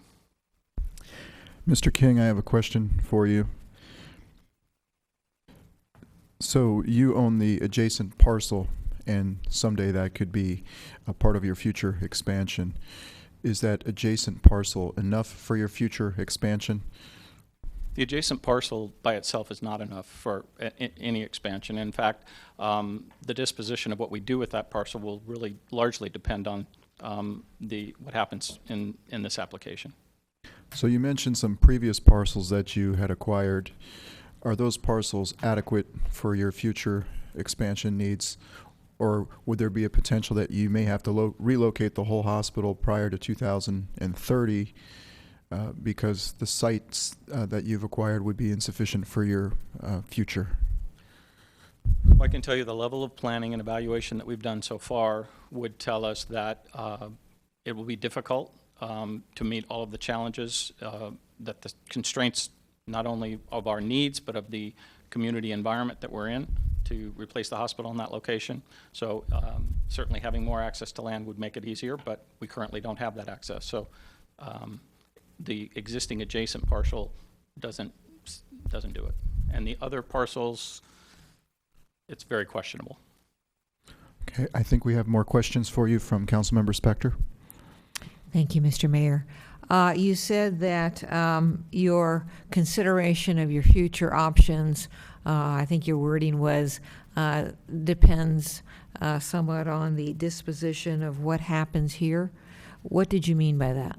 So when I said that, I'm referring specifically to the courthouse property. We purchased from the county in 2011 the corner property. KT Properties have under contract for the adjacent property. That specific property by itself does not provide us a significant development opportunity without the adjacent land. So depending on what the disposition is, if the zoning amendment goes through and allows residential, then that changes how we might use it. If the zoning only allowed office construction, then that might lend to meet our needs as well. So it's really the zoning and the use of the land and how it's developed that's of an interest to us. That's what I meant. Thank you. Mr. King, you raised another question that I have for you. So you own the adjacent parcel, which is how many acres? 2.1. 2.1. And then this other adjacent 2 parcels is what, about 3.2 or something? 2. So if you had the totality 5.3 acres, would that be enough to accommodate your future expansion needs or your conceivable future expansion needs? The plan that we've considered, the 5.2 acres, would allow for the development potentially of a medical office building, which is needed to support a hospital. Physicians and physician offices need to support a hospital. The 5.2 acres could serve as a place to put a medical office building, thereby allowing the ability to take the older medical office buildings, the 50-year-old plus buildings on Dardanelli, and create a site where we might replace the hospital without having to shut down a facility to go through 3 years of construction to build a new hospital. I guess the question becomes, what do you envision as the square footage of that new facility, supposing that you had the totality of all 5 of the acres at that corner? The development of a medical office building in that location would require the council to allow up to 60 to 80,000 square feet of medical office space. Not sure that that's really in our purview at this point, because we currently don't own the adjacent property, so it makes it difficult for us. But it gives a general idea for me, so thank you for answering that question. Okay. We have another question from Councilmember Spector. Thank you, Mr. Mayor. Is there some reason that you don't own that one part of that property? Yes, ma'am. We were outbid in a public bidding process. Okay. All right. Thank you. We have another question from Councilmember Brzezinski. Thank you. This seems somewhat 11th hour to me, given the fact that this was not presented, as I know, to the Planning Commission. But I guess I need to know what you're talking about. Mr. King seems relatively hypothetical at this time. Your plans have not been confirmed. You're talking about options. My question for you is, the current hospital site is you're saying, by what year will it be seismically unfit? 2030, it will not be compliant. 2030? Yes. Okay. And therefore, your intention is by 2030 to vacate that property, or is it your intention to maintain that property as the primary hospital site? Do you know that? So my role in the hospital is I'm the chief administrative officer, but I report to a board of directors that is a community board and partially a publicly elected board. So I'm not at liberty to speak entirely on their behalf about what we might do in the future. So all I can speak to is the fact that we've evaluated the possibilities of what we might do. We've acquired adjacent land so that we have options. But quite honestly, there's a lot of study that needs to be determined both on the community needs for medical services and on the options for redevelopment in the location. So I'm unable to make any commitment type of statements tonight. I'm only here to tell you that the zoning change of this property that allows residential, we believe would hamper our ability to replace the hospital facility in that location. Mm-hmm. And if the zoning did not change and therefore this project did not go forward, would the hospital commit to purchasing the property from the county? at the appropriate price, I believe we would. Thank you. Are there any other questions for the speaker? Seeing none, thank you, Mr. King. We will move on to the next speaker, who is Stephen Gossett.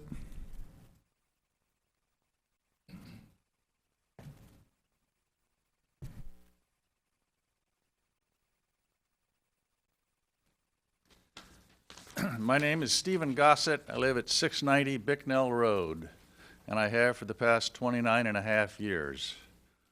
The 10 and a half years immediately before that, I lived on the other side of Keto Road on Ospezi Drive in that other city. I've been driving Pollard Road and now Knowles for 40 years. I've seen many of the developments go up in that period of time, including most of the medical buildings, all of the residential developments, the shopping center at the corner of Moore and Pollard, the Sona Station, and everything else that goes along there.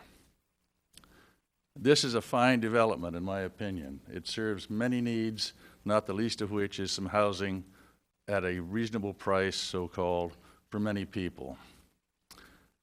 The issue came before the Planning Commission, apparently, about, well, it's not Los Gatos. What is Los Gatos? Is it the quaint little houses in downtown and around the core of downtown? Is it the multi-million-dollar mansions up in the hills? Is it the condominiums that are along Pollard Road right now? I think this is probably the best-looking development that would be seen along that stretch of roadway between Winchester and Keto Road. I think you should give Mr. Tersini and his company the opportunity to build that project. I'm very much in favor of it, and as I said, I drive by it virtually every day and have for the last 40 years. I would also like to offer my disclaimer. I do not work for Mr. Tersini. I never have. I never will. So, thank you.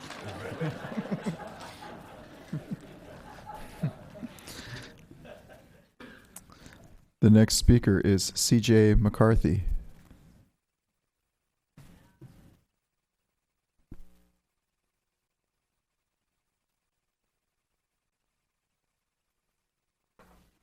Good evening, Mayor and council members. My name is C.J. McCarthy. My husband and I live at 243 Via La Posada, and we've lived there for more than 20 years. I first learned about this project when I was attending a planning commission meeting when I was a member of the Leadership Los Gatos class of 2014. And I want to take just a second to thank you all for your support of that program, thank the staff for their support of the program. I really learned a lot, and I happened to be at a planning commission learning more when I heard about this project. My husband and I drive by the site many times every week. We consider the site an eyesore. And when we were at the planning commission meeting and learned about the project, we were thrilled. We saw that it is, we think, a prime area for housing. I'm not an expert, but there's housing all around it. We frequent that shopping center and know that more people would use the restaurants, the yoga studio, all of the various services they have there, and it would be even more successful than it is now.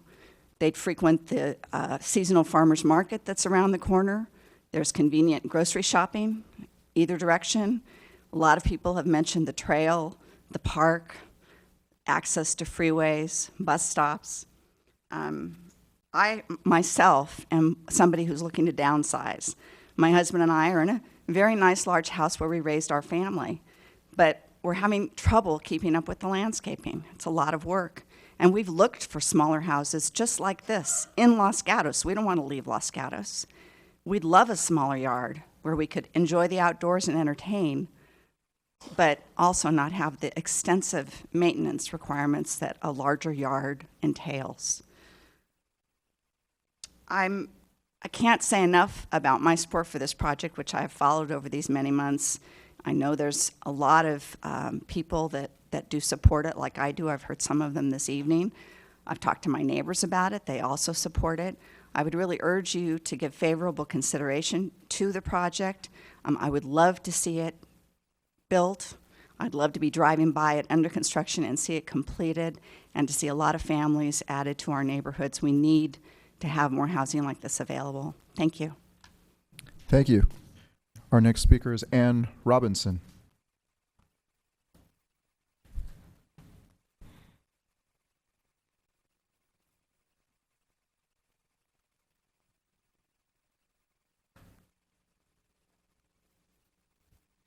Ann Robinson, 201 Charter Oak Circle. I too met with Mr. Tersini, and I don't doubt that he builds quality homes and that there is a need for housing. But I am here to support Mr. King's position. I do work on Knowles Drive. I do work at 777 Knowles, which was recently purchased by El Camino Hospital. I'm a physical therapist in that building. And when I drive by, obviously, the site that's in question right now, every day. Just looking at the future planning, I know there's no definite plans for that area, but I just visualizing that street with all the different medical buildings currently on Knowles Drive, it just seems like it would be more appropriate to have that area zoned office and not residential. And I just can't support a residential project in that area. I think it would be better to have that remain office. Thank you. Thank you. Next speaker is Carolyn Moniz.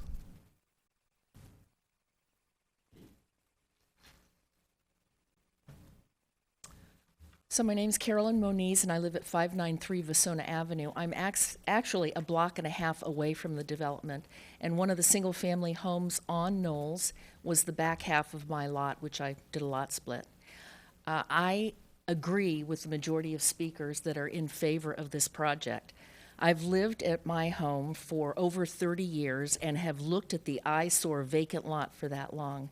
This is an excellent development, and everyone that has spoken here in favor of it has given the council a lot to consider. I will just reiterate, it meets the general plan, transportation, and housing requirements. We desperately need housing in Los Gatos. It's close to employment. It's near public transportation. I bought my house prior to 85 being developed and prior to light rail. Today we have light rail, we have the community bus. This development is near all that. I grew up in San Francisco, and when I moved to Los Gatos, I suffered culture shock because there wasn't anybody on the street. Thankfully, that's changed in the past years. I can look out of my window and I can see people walking by, mothers with strollers, people walking their dog. This development could even add to that. And it's near shopping, so people won't have to get in their cars. I couldn't encourage you enough to please vote for the development. Thank you. All right. Thank you. Next speaker is Glenn Williams.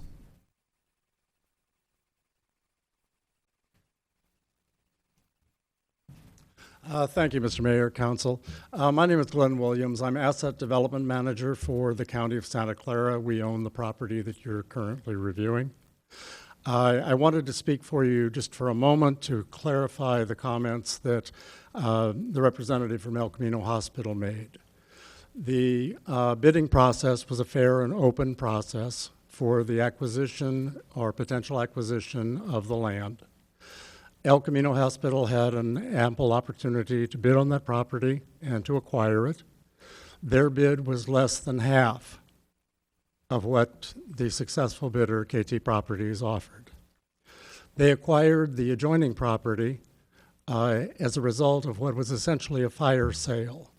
The courts had a deadline that they had to sell the existing courthouse by that date in order to use the funds for budgetary purposes. So they had no opportunity to defer, nor any opportunity to allow for a buyer to come back to this body and attempt to determine what was available on the property. So El Camino Hospital bought that property at a fire sale price and attempted to buy the adjoining property similarly. They were unsuccessful to do so. If the property were not to close with KT Properties, I cannot assure you in any way what would be the ultimate choice by the Board of Supervisors to do with the property.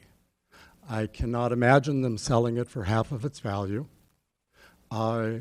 They have many needs for land, and this is now 2 years later than the process. The board would make an alternative decision about what use they would put to the property. We believe very firmly that this is, in fact, a reasonable use of the property, that we need additional housing throughout the county. Los Gatos needs to contribute its portion to help meet the needs for housing in Santa Clara County. This is a quality project. It is not a high-density project. At 33 units, the developer has reduced significantly from its original proposals. We strongly encourage the council to approve the project as proposed. Thank you. Thank you.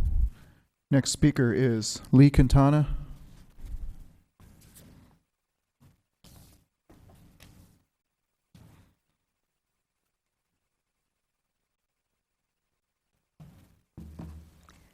Lee Quintana, 5 Palm Avenue. I know you have the comments that I've previously submitted. The only comment I'd like to add to that is that you consider the general plan and zoning changes as if you didn't have a specific proposal in front of you. In other words, what is the best use for that property? Thank you. Thank you. Next speaker is Maria Risto.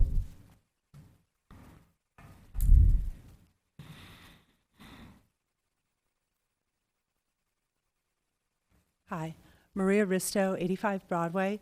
I think Mr. Lockridge kind of nailed all the details that I was thinking about, but as Ms. Quintana put it, independent of the proposal in front of you, the Planning Commission found that they weren't comfortable with a zoning change.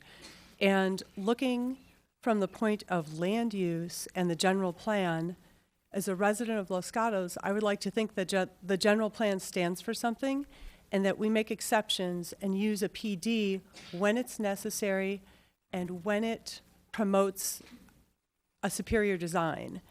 And I feel in this case it was used to get around zoning and gives minimal setbacks. I do not object to residential per se, but by using the PD, it's become very dense and it's up against the street. This is an area that's surrounded by office buildings, that's going to have further medical buildings, and it just doesn't feel like the right fit. It also feels like the ends don't justify the means, and I think that the Planning Commission's decision not to change the zoning is the right decision. Thank you. Thank you. That is the last speaker card I have. Are there any other speakers on this topic? I'm seeing somebody say they turned one in.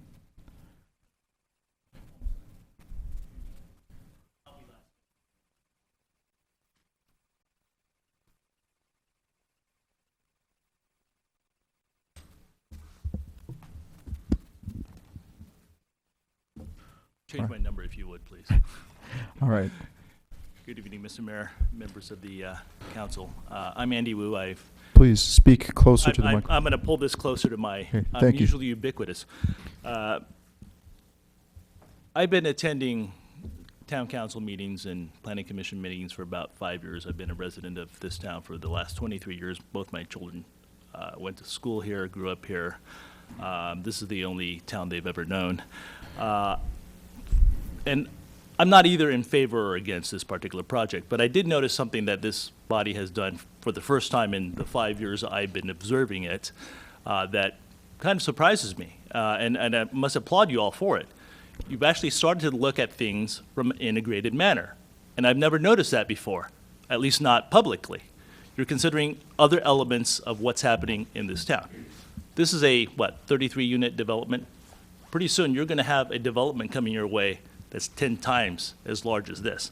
I just hope when that project comes before this body that you consider the integrated circumstances of this town. Thank you. All right. Thank you. That appears to be the last speaker. I'd like to invite the applicant forward. You have 5 minutes to answer to those who spoke in favor and against your project. Thank you, Mr. Mayor. I appreciate the time this evening. Before I wrap up my comments, I would like to actually invite our traffic engineer up that has a little illustration of the traffic generated by an office development and the traffic that we are anticipating being generated by the 33-unit project this evening. And once we get through with that, I'd like to then give you my parting comments. Thank you. All right.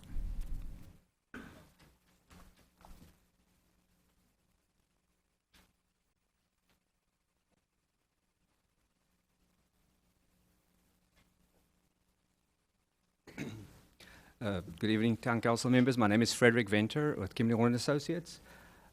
We compared in this graphic the proposed land use scenario, which includes 33 single-family homes, which would generate 33 p.m. peak hour trips, which is about a vehicle every 2 minutes.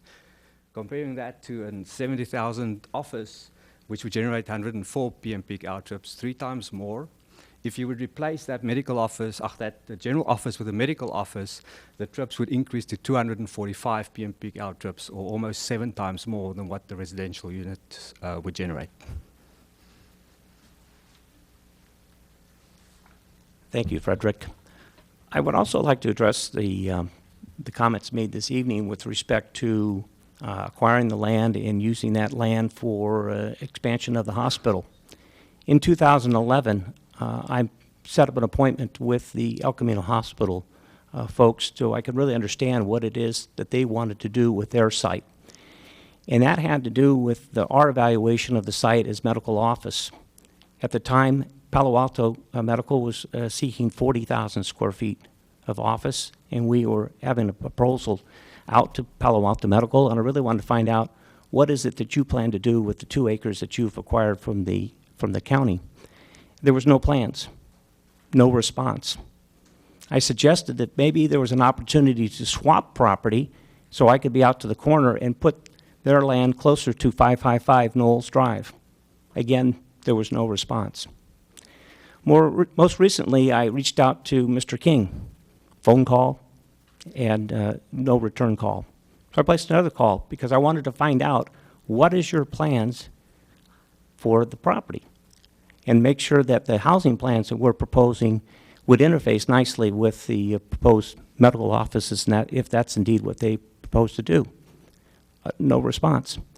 I have a graph or chart that I had up earlier that showed a proposed medical office, and I have it up along Knowles Drive because most likely that's where it would be, and the parking in the rear.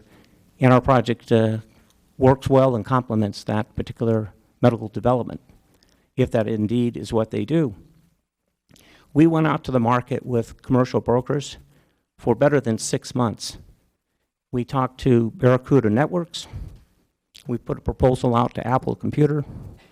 And we also just went out to the market just to see what type of inquiries we would have to do a spec office building. We will spec an office building. But the worst thing we could do is spec an office building when nobody comes and nobody occupies. And that was the concern that we had with the project. So we gave it a fair opportunity to evaluate whether or not the site was really intended for office or is residential the highest and best use. And with that, the plans have evolved from the original plans to try to address the affordable housing overlay zone to a reduced number of units, and now to the project before you this evening. I really do appreciate your time, and I would hope that you could provide a favorable vote tonight to allow this project to move forward. Thank you. Thank you, Mr. Tersini. We have any questions? I have a question for you. When you mentioned you went out to Barracuda and Apple and other end users, and you pitched a 70,000 square foot spec office building, was that only on the parcel that you owned, or did it take into consideration the total of the 5 acres? Oh, Mr. Mayor, that was just on our site. 2 buildings of approximately 35,000 square feet each at the maximum height, 35 feet. It would require some structured parking, but that structured parking would be allowed under the heights that were under the zoning. Okay, thank you. Are there any other questions for the speaker? Seeing none, I will officially close the public hearing and move on to council for discussion of this matter. Vice Mayor. Can we ask questions of staff? Absolutely. Okay. There's been a lot of discussion regarding the zoning for this property. It's my understanding that the zoning, it is currently zoned office. Is that correct? So that, and if I'm correct, the only issue that we're discussing in terms of changing anything, if we wanted to do so, would be to change the general plan designation from public to something else if we chose to do that. But we don't have to do that tonight, right? That's correct. There's actually a series of decisions before the town council this evening. The first question is, what's the appropriate land use from a general plan standpoint? Should it remain office, or should it be remain public, or should it be changed to office or another use? Once that decision has been made, you can then consider the zoning. What would be an appropriate zoning to match that desired land use? Is it office professional, which would give some flexibility, or should it be office professional with the planned development? So you have a layering of decisions to make this evening. But as I understand it, we don't have to change the general plan tonight, correct? You discussed if we wanted to change something, but we don't have to do that tonight at all, do we? No, you don't. Okay. My next question is with respect to, I'm sorry, these are just my two. The current resolution that's on the property, 2011-063. The 1, 2, 3, 4. The fourth paragraph says that any proposed housing project that does not meet the town's affordable housing overlay zone requirements would not be a permitted use. So unless and until the council decided to rescind that resolution, the project as proposed could not be approved, correct? That is correct. So 3 things with respect to that. Given that, obviously, this property was taken out of the affordable housing overlay zones,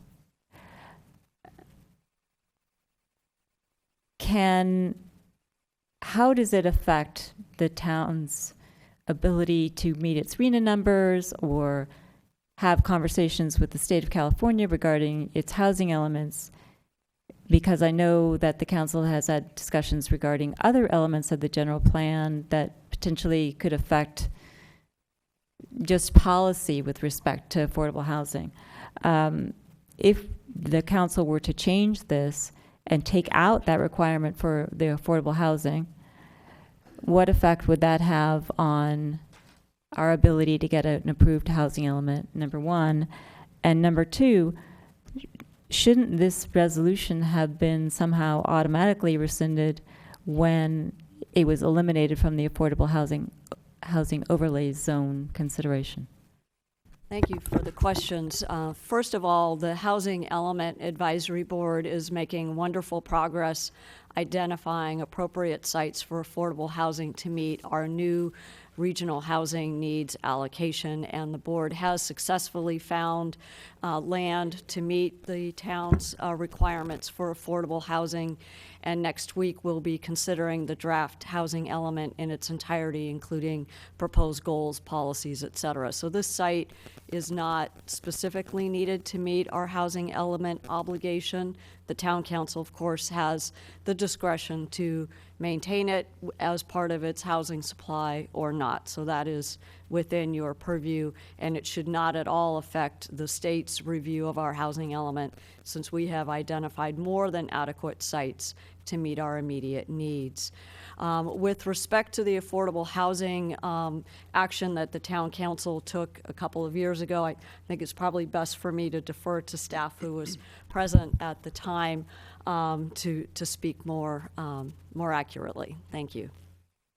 Mr. Mayor, if I may, Greg Larson, Town Manager.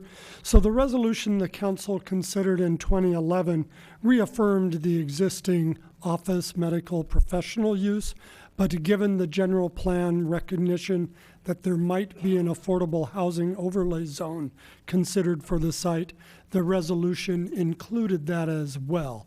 The resolution and the staff report were quite clear that the focus was on medical office and possibly affordable housing for the overlay zone purpose, which was subsequently deemed not appropriate by the town.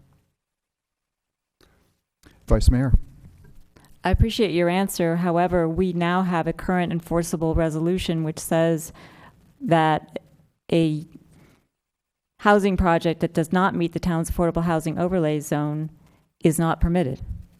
So I appreciate your explanation, but we now have this resolution in place. So aren't we limited in our discretion based upon that resolution? You're not limited in that there would have to be action to rescind the resolution as well. Councilmember Brzezinski. Thank you. And my understanding is that it is within our purview to rescind that, should we so choose tonight. Being a member of that, the earlier Housing Element Commission, our committee, this was an identified site for affordable housing overlay initially. But because of community input, particularly members of the community who lived in that general neighborhood and adjacent area, it was deemed inappropriate at a certain point in time because of several factors, one of which was it seemed to concentrate most of the new affordable housing in one area. Given the fact that we've got affordable housing immediately adjacent on the north side on Parr Avenue, and then within the language of our general plan, which says that affordable housing should be dispersed throughout the community, that was the reason why the committee decided not to move that forward and remove it from the AHA's orientation. At that moment in time, I assume it could have come before council because a new resolution would have affirmed what the committee recommended at that time. But I do understand that the question was leave it open until we get to this point, and that's where we are tonight. So just for clarification purposes, we are within our purview to change the resolution tonight, should we so choose, and make it conform to the original discussion that removed AHA's from that site. Correct. To clarify for both the Vice Mayor and the council member, the resolution does clearly state a preference for medical office and a possibility of affordable housing, and does indeed is quite explicit that a residential project that is not affordable housing would not be permitted. That's why the alternative provided in the staff report, number 2, includes as the first action to rescind that council resolution. So if the council did want to approve the applicant's proposal, rescinding the resolution would be required. Any other discussion, questions of staff? Vice Mayor. Sorry, I have another question. I think this is for Mr. Paulson. The 4 below market price units that are proposed with this application, those are required under the town's BMP policy, correct? Correct. So the applicant is not providing more or less than he's required to do. Correct. Thank you. I have a compound question for staff. So the resolution that we adopted in 2011, and I was here for the discussion surrounding that. One of the concerns for the of the council at the time was the hospital and their expansion, and we had, I think, heard about this 2030 requirement or whatever it is. And the concern was we don't want to lose the hospital itself because they're a valued asset to the community. And that's why we adopted the resolution as it was written to include medical office space. With that said, was that resolution encompassing of both parcels of land, or excuse me, all 3 parcels of land? Yes. So by rescinding this resolution, then we also rescind the resolution on the parcel that is currently owned by the hospital. Should you choose to rescind it completely, yes, you would be, but there is an opportunity to amend it.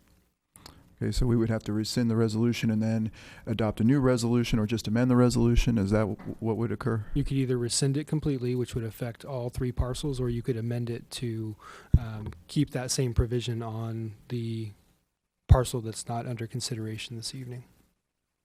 Okay, thank you. Further discussion, Councilmember McNutt. Thank you, Mayor.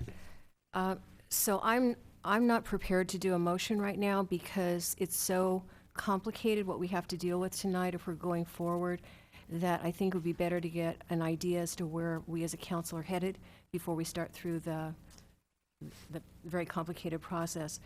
The comments I have, though, are, first of all, in terms of the hospital, we all really worked so hard when Community Hospital closed to keep a hospital in our community, and we were so thankful when El Camino made the investment, and they are providing excellent service to us, and we certainly want to keep them. That being said, what I hear is we don't want to have residential next to where we might develop because there'll be neighbors who will have concerns. I can understand that. We have council chambers filled with neighbors who are opposing rather than supporting, as we're getting tonight. And you know, to be blunt, if this doesn't go through, then the hope that, as a county representative said, that they'll be able to purchase the additional property at bargain rates. And from a strategic point of view of the hospital, that would be a very smart thing to do. But it's totally not in our control as to what happens to that property if it's not developed in the way that's being proposed tonight. It's up to the county. There's just too many factors. So I really can't see us making a decision predicated on maybe possibly what if per chance. You know, it's just too far out there. In terms of the appropriateness of this for residential, when I look at the resolution that we did before, I see it a little bit different, because if we were saying we confirm that this is appropriate for public use, for office, and for affordable housing, to me, that is tacit approval that this site is appropriate for residential, because I don't think that we differentiate between this site is appropriate for housing for poor people, but it's not appropriate for housing for people with money. We just don't do it that way in Los Gatos. So by saying it's appropriate for affordable housing, we have already acknowledged it's a site appropriate for residential. In terms of look and feel, I, on occasion, go up and down that street. I've been on I used to have friends that lived on Vasona Drive. You know, I'm over around there. Certainly I'm at Aldo's all the time, as everybody knows. What I see is a variety of architectural styles, which I believe is one of the first phrases in the general plan. Eclectic housing, eclectic styles. We like a variety, and it certainly is a variety in that neighborhood. And I do think that for this particular neighborhood, the housing that's proposed is compatible. It's not totally surrounded by office and commercial. As has been noted, there's residential to the north, there's residential to the south. So I really can't see a validity in the argument that this is an inappropriate site for residential or that it's incompatible with the neighborhood. So clearly, I am prepared for us to talk through, and there may be some fine-tuning that we want to do to this proposal, but that would be my inclination, is to follow through on a motion to approve it. But again, I don't want to start through that complicated process until we have an idea where everybody is headed. Vice Mayor. Thank you. So I guess I'll provide the counter to Councilwoman McNutt. I think that the council can consider this project completely absent of whatever El Camino Hospital decides to do or doesn't do, or who buys that property. Simply on the basis of something that really hasn't been discussed tonight except by one of our speakers, which is the appropriateness of a plan development for this property. The plan development section that Los Gatos has indicates that a plan development overlay zone is to provide for alternative uses and developments more consistent with site characteristics than are allowed in other zones, and so create an optimum quantity and use of open space and encourage good design. So I don't see in this project an optimum quantity of open space. I realize that there's been raised gardens added and a picnic bench, I think, and some lawn, but really what's happened is 33 lots have been squeezed onto a property that doesn't otherwise accommodate that. They're going over FARs, they're reducing setbacks. It's doing everything that other plan developments in Los Gatos that have been approved have caused members of the community to question the use of those plan developments because they're not being used for the reason that they're intended, which is to preserve open space and to encourage good design. And in fact, we have an ad hoc committee considering the use of plan developments, and it's gone to the Planning Commission to consider the appropriate use of plan developments. So I have an initial difficulty with that. I have an initial difficulty with attempting to certify an environmental impact report, which is not considering 2 million square feet of office space and 300 residential units in this area. So even though it's has a section on historic resources, cultural resources, etc., if it's leaving out 2 million square feet of office and 300 residential units, I don't see how I could certify that as a complete report that conforms with what we need to do. It would be certifying the existence of an impact, and I understand it's a snapshot in time, of an environment that doesn't exist or will not exist. There are, we have an environmental impact report which goes through alternative projects, which we know are required by environmental impact reports, and which I know lots of you in the audience are quite familiar with alternative designs in environmental impact reports. And this one actually indicates that an office development in balance is the second best alternative to no project. So in seeing that, I have a tough time in thinking that 33 houses in this area is a good idea. I don't disagree that maybe residential wouldn't work here. What I have a problem with is squeezing 33 residential units into this area. I don't think it covers, I realize why we took it out of the affordable housing overlay zone, which is different than affordable housing, because affordable housing can cover a number of different opportunities from very low income, moderate income. So what we've heard certain people say is, well, it'll take care of your regional housing needs assessments. But with, yes, 29 market units and 4 required BMPs. Of that, I have a hard time believing the market units would sell for less than $1 million, which was suggested by one of the speakers. I just have a tough time thinking that that could happen. So I personally, I could stop at plan development and think that this did not qualify, but I think with the other factors, I would not support the motion that Councilwoman McNutt is suggesting, that we should tweak this a little bit. I think we should listen to what our Planning Commission had to say and follow the recommendation. Councilmember Brzezinski. Thank you, Mr. Mayor.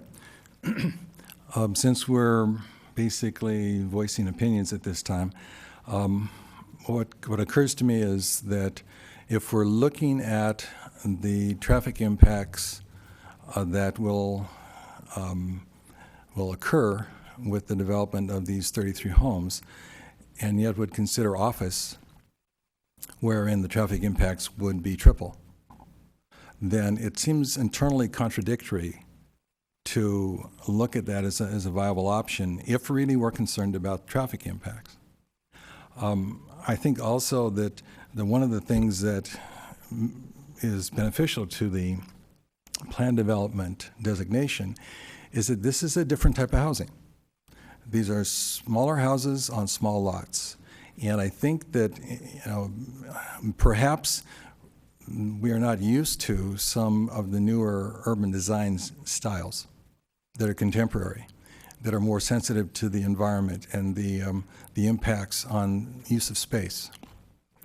Perhaps we're not cognizant of the fact that there are some changes taking place in terms of just the social life of family, wherein I've noticed that a couple of the relatively controversial neighborhoods that we've developed recently with the small house, small lot orientation have really developed communities very, very quickly. I know that because I'm almost adjacent to one, and I've been able to be in contact with those neighbors. And the fact is that it has produced an orientation towards closeness and proximity and interaction that we don't usually get in some of the neighborhoods that are more traditional in nature, traditional in the sense of large lots, large ranch-style homes, and so forth. That alone might be an indicator to me that this is an appropriate orientation for plan development. And that's just off the top of my head. As far as one of the comments made, I think it was Mr. Gossett, who said, in commenting to a couple of the planning commissioners' responses, that this just does not feel like Los Gatos. I think Mr. Gossett did a really good job of talking about the variety of neighborhoods we have in Los Gatos. And Los Gatos does not have one style. Los Gatos has a multiplicity of styles. And I would think that if we were therefore to try to define the Los Gatos architectural style, we'd be hard-pressed to actually honestly say this is what that style is. We have an eclectic community. We have neighborhoods that are cohesive, and they're built for people who want to live in that particular neighborhood. And as far as I'm concerned, therefore, to say that there is one style is actually a misappropriate assumption. And when I read some of the opposition to this project in the Planning Commission, I saw that come up more than once. And since the Planning Commission was split, this was not a unanimous vote. I think that we have to, as council, take that into consideration, since indeed the Planning Commission was making advisory comments to us. I do appreciate the discussion that took place, particularly with the fact that the Planning Commission asked for some needed changes and the applicant responded to those changes. The number of units, the third story element, the changes that were determined by response to the consulting architect. All of that to me seemed to be an attention to what the Planning Commission was asking. And I want to acknowledge that as I look at my decision tonight. I personally feel that this is the appropriate use. I cherish El Camino Hospital, but I think that theoretical potential for a future development that might occur doesn't sufficiently mitigate a current project that seems to be very much in the favor of the neighborhood, very much in the favor of the neighborhood, and a product that in this particular location would work very well. So that's my inclination as we give our opinions as to where we are standing right now. Any other comments? I'd like to ask staff a question. In the staff report, it recommends denial of the application. Could you guys elaborate on why you made that recommendation for the folks on television tonight? So it's multi-pronged. Initially, staff recommended denial of the proposed project because of the current resolution that the council has the purview to either amend, rescind, or to keep in place. And additionally, the initial proposal had 3-story units, which we had concerns about. Following the Planning Commission's decision, it is staff practice to carry forward and support the Planning Commission's recommendation to the council, and then also, obviously, as you see in the staff report, provide alternative actions for the council should they decide a different direction is appropriate. Okay, thank you. Any other discussion? All right, I'll speak again. So I appreciate all those who came out and spoke this evening. You all had very good points. We do need more housing. We do need more housing. That's not $2.5 million. Inevitably, the housing will sell. It is, I think, a good location where it is a very convenient, walkable, close to transportation, and all those things. Don't disagree with any of those things. I agree with Councilmember Przinski where you mentioned that we have eclectic styles in Los Gatos. I would classify that more in terms of we have different generations of housing, starting all the way back in the 1850s or 60s, and every 10 or 20 years the styles change and the types of housing changes and the way people live changes during those eras. I think this current style of housing is representative of the current generation. Just like we're not driving the cars of the 1950s, we're not living in the houses of the 1950s. With that said, I do have concerns about the pressure, if we change the zoning on this, that could be put on the El Camino Hospital portion of the parcel, or of the other parcel that they own. Because, in effect, if what Mr. King said is true, that can also become housing. And if the hospital does go to expand someday, I don't think we'll have a viable option for them. And that was one of the council's concerns back in 2011. I was here when we adopted the resolution. So I'm struggling with that aspect. When we allowed the Honda dealership, commonly known now as Laurel Muse, to go to housing, it wasn't that the housing wasn't nice, it wasn't that it wasn't well designed, it wasn't that it wasn't needed. Those things were sold before the paint was dry. All those things were true, and we do need housing. That's absolutely true. It's just that we gave up a commercial opportunity at that time, and then along comes a car dealership and they don't have any place to go, and we lose that opportunity. So I'm really concerned. My biggest concern is not necessarily that the project is not good, it's not going to be quality, not the way it looks, not even necessarily the way that it's zoned, or for lack of open space or any of those kinds of things. My primary concern is rescinding the resolution that we adopted in 2011 that was primarily put in place to protect the future expansion needs of the hospital. So I'm on the fence with this one over that issue, and I've been on the fence over that issue for a while, and that's where I'm going to leave my comments for now. Councilmember Spector. Thank you, Mr. Mayor. First of all, thank all of you who spoke. It's very helpful, and it's very appreciated. But I just wanted to share with you what it seems like when you're on this side of the dais. All right, so there are some of you who come up and you're in support of the application, and you say, it's a vacant lot, it's an eyesore now, we need more affordable housing, it's a reputable developer, it will help vitalize the adjacent shopping center. Then we have other people who say it violates the plan development ordinance, it has, the EIR really isn't valid, there's potential for the hospital. It's not really affordable, except for the 4 BMPs. We know that it's less than $2 million, and where it is relative to $1 million, we don't know. So that's what we hear up here, and obviously that's conflicting. And so when I deal with that kind of conflict in input, I have to do what I am most comfortable doing, which is going to our laws, our ordinances. And we actually have a very first ordinance that we have to address before we can go on to any of the other issues, any of them. And that the applicant is requesting a plan development.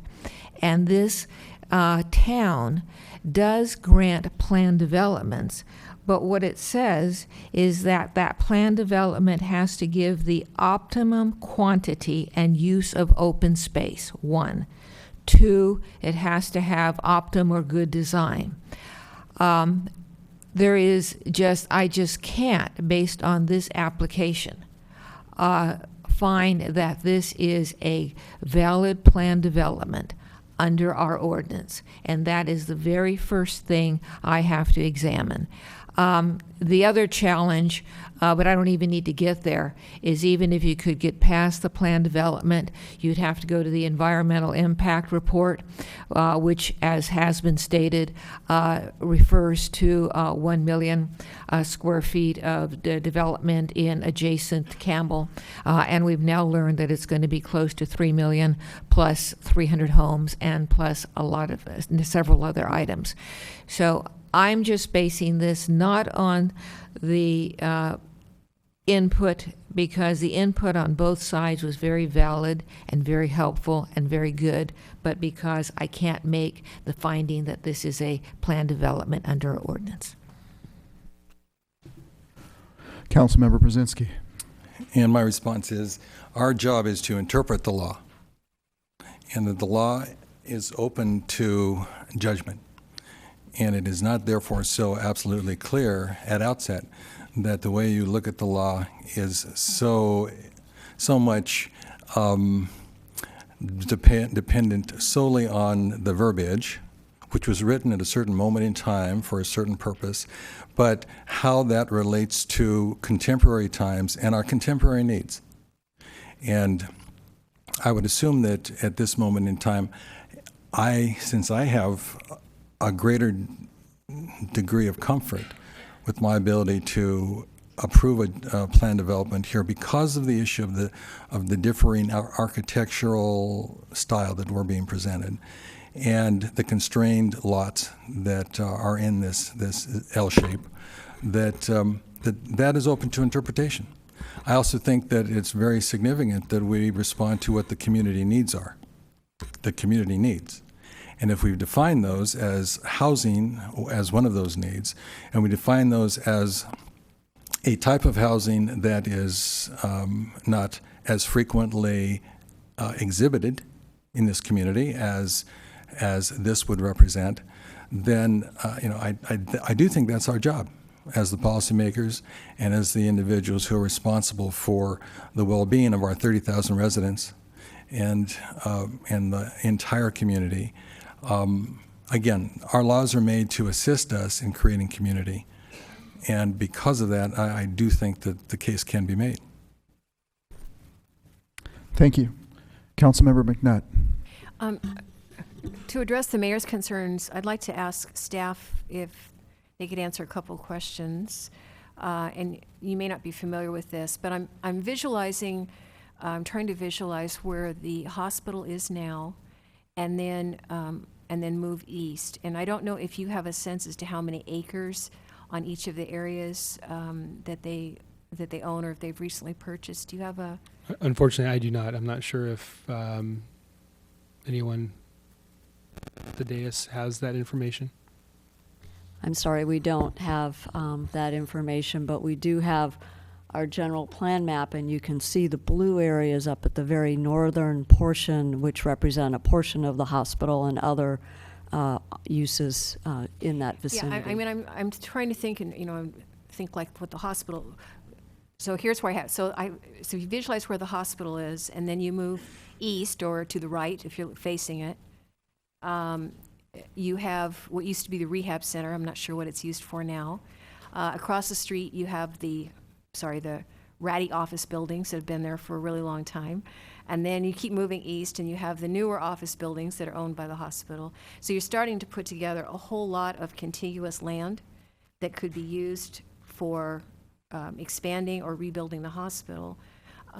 So I don't think by denying this project, letting them preserve a corner that is very far east, again, on the hope that this all works out, because again, the county has no obligation to sell them that land, and as they said, they have their own uses that they could, maybe we have a map. It's not that urgent. It's okay. Just never mind. So I just don't see that it's reasonable for us tonight to put a potential new neighborhood, an area totally on hold on the basis of something that is so the opposite of concrete that it could just stay the way that it is for the next 10 or 20 years, and maybe that's okay with some folks, but I think we would be losing an opportunity.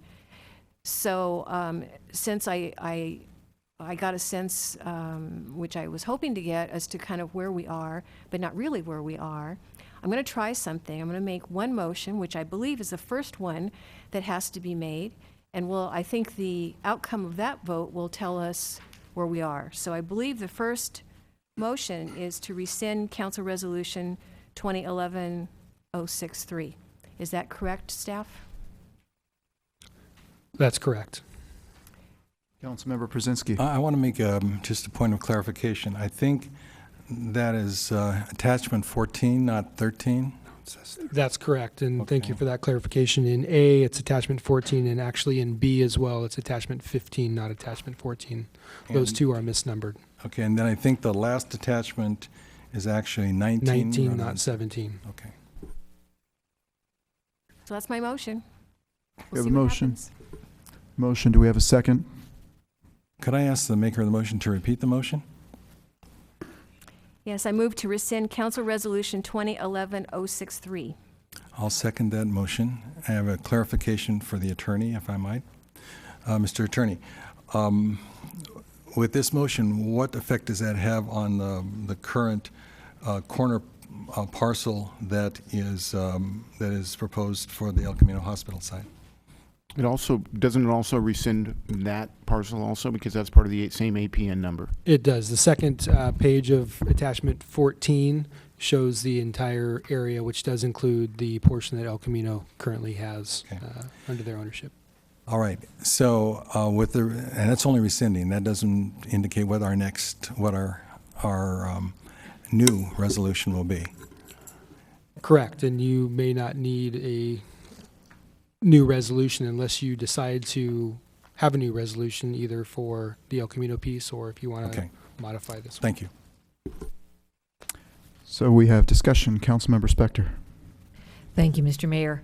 Mr. Paulson, just so I'm clear with regard to this motion, if this motion passes and this resolution is rescinded, what is the general plan designation and zoning, and I'm going to call it for the applicant's property and for the El Camino property? So the current zoning for the entire site is office, and the current general plan for the entire site is public. And if this motion passes? They will remain. This does nothing to change the general plan or zoning designation. Fine, thank you. We have a motion and a second. All those in favor? Opposed? No. No. So it carries 3-2. Further discussion.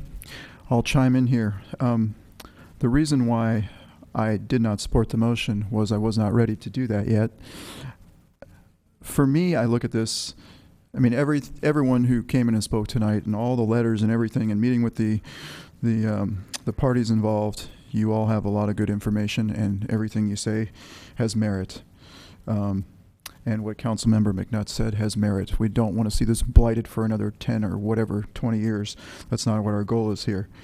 The flip side for me is that I need more information on, I mean, this is the first I've ever heard from the hospital this evening.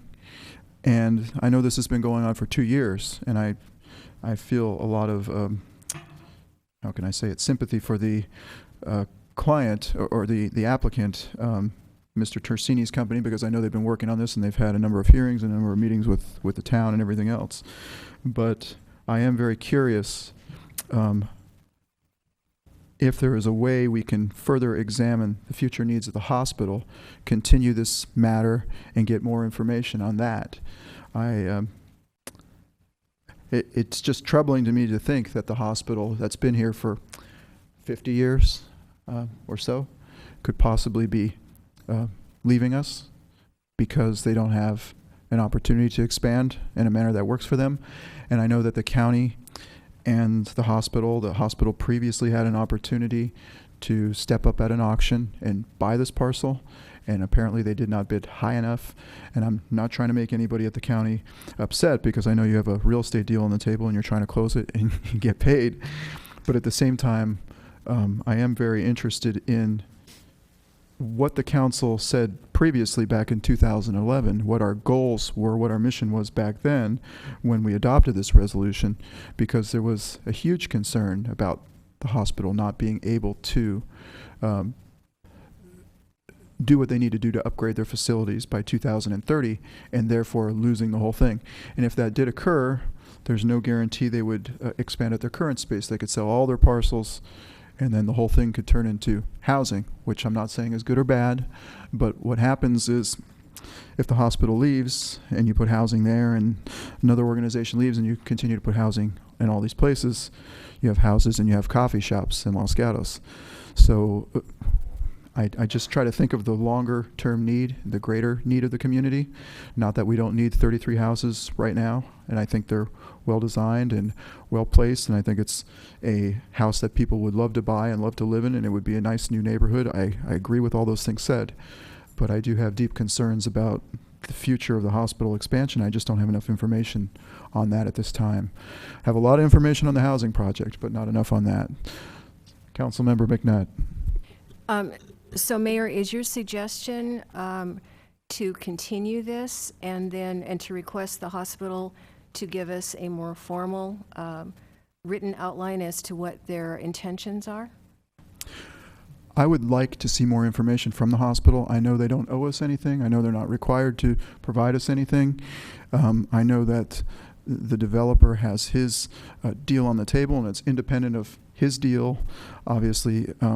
But what he's proposing does affect the adjoining parcel. And to me, thinking of the possibility of the hospital leaving or potentially leaving, and I'm not saying that's even going to happen, but I wouldn't even want to begin to take that risk. They may inevitably leave. I do not know, but I just don't have that information at this point in time. So I would like to at least hear something from them before I make my decision on what essentially is rezoning the both or all three parcels, and then adopting the general plan amendment. So, I'm sorry, if that's Please. If that's the case, then if you feel that you need that information before you can make a decision, then it sounds like what you're recommending is that we continue this to a date certain, with the understanding that, and during that time, that the hospital would provide us with concrete, detailed information as to what their plans are. And if that's going to be the case, then I would also like to hear from the county what their alternative ideas are for the land should this project not go through, so that we have a better sense as to, I mean, it seems a little unfair in a way to be doing it that way, because it puts a whole lot of power in the hands of the hospital without any commitment on their part. But again, if that's the kind of information that you need before we can move forward, then I'm thinking maybe that's what you want to do. I think it's a fair thing to do. I do appreciate your insight on that, because the Mr. Torsini's asking for us to do a general plan amendment and asking us to rezone the land, and it does effectively affect the adjacent parcel just to build these houses. I do agree that he did pay a certain price. He has a deal with the county. They are in escrow to close this thing. I get all that, and I feel that he did probably reach out to the hospital. They didn't respond sooner for whatever reason. I don't know. It would have been nice to have this information that was brought forward by the representatives of the hospital in the staff reports or at the planning commission level or something, so I could personally decide on this. But it's kind of late coming information. And then I just think back on our meeting in 2011 when we adopted the resolution I think it was unanimous. The council really stood behind the idea of the hospital having a future opportunity. Now, the hospital might come to us and their board might say, okay, well, all the existing parcels we've acquired are enough, and we're going to relocate in the same place we are, or we're going to rebuild in the same place we are. And then this could be a non-issue, this conversation. But it's just in the interest of that. It's not in the interest of even beginning to discuss the project or all the things that were said this evening by the public. I really don't have any issues with any of those things. Mr. Mayor. Councilmember Brzezinski. If I might, just for point of clarification, further on down the recommendations, if we approve, we are amending the general plan to change the land use designation from public to office professional. That is correct. And so theoretically, they can still build their office, could they not? On office professional? Staff, could you please answer Yes, that that's question? correct. Either the current applicant could modify their proposal for another office proposal, or should something happen with that deal and some other property owner get into contract with the county, then they could propose office as well that would come back through the process. Thank you. I appreciate you pointing that out, but I still feel the same about the potential, the future plans coming forward from the hospital. And I thought I heard the applicant or the representative from the hospital say something about, well, if this occurs, then we might be forced to sell our parcel and put housing there or something. So maybe I didn't hear that, maybe I did. But thank you. Councilmember Spector. Thank you, Mr. Mayor. Since I smell a motion to continue wafting around the dais here, let me just say that this motion for continuance, should it come forward, apparently would be based on obtaining accurate, detailed information from the hospital. And I'm going to circle back to what I said before. Our land use decisions in the town of Los Gatos are based on our general plan and our ordinances. That's what it's based on. We have nothing in our general plan or our ordinances that say we have to get detailed information from the hospital, from El Camino Hospital. They have no obligation, not only under our general plan or the laws, they have no obligation whatsoever. Our obligation sitting up here before you is to make our decisions based on the information we've received, the facts, and the law that we're applying. So if you can't tell, should there be a motion to continue, I won't be voting for it. Further discussion. So I think we have a motion on the table that was no, that we voted for previously, and that did carry 3-2. So, who wants to speak next? Councilmember Brzezinski. All right, I'm going to continue the string here, and I think this might be something also that requires more staff clarification. The second item under the staff report for approval of the proposed project asks us to adopt a resolution that is contained in amendment, or rather attachment 15 of our packet, to certify the environmental impact report, that is EIR 13003, and those are attachments 1 and 2, and adopt the mitigating monitoring and reporting program, which is attachment 3. And I'm going to stop there. And I need clarification from staff. So there's been evidence indicated that Campbell is moving beyond what they initially said and what our first DIR proposed to an increase in the square footage. This is a proposal, okay? What's our obligation under the law, since we're really oriented towards, you know, our legal orientation at this moment in time? What's our obligation under the law, given the fact that we have an approved DIR? The EIR is still subject to your certification, so it is in final form. It identifies the projects for the cumulative analysis that were known at the time of the notice of preparation. That is in accordance with state law and the CEQA guidelines. So it is staff's opinion that this document is ready for certification, should the town council believe that it is as well. And for the legal addition, I'll just defer to our town attorney if there's anything more he wishes to add. Well, it's basically correct what Ms.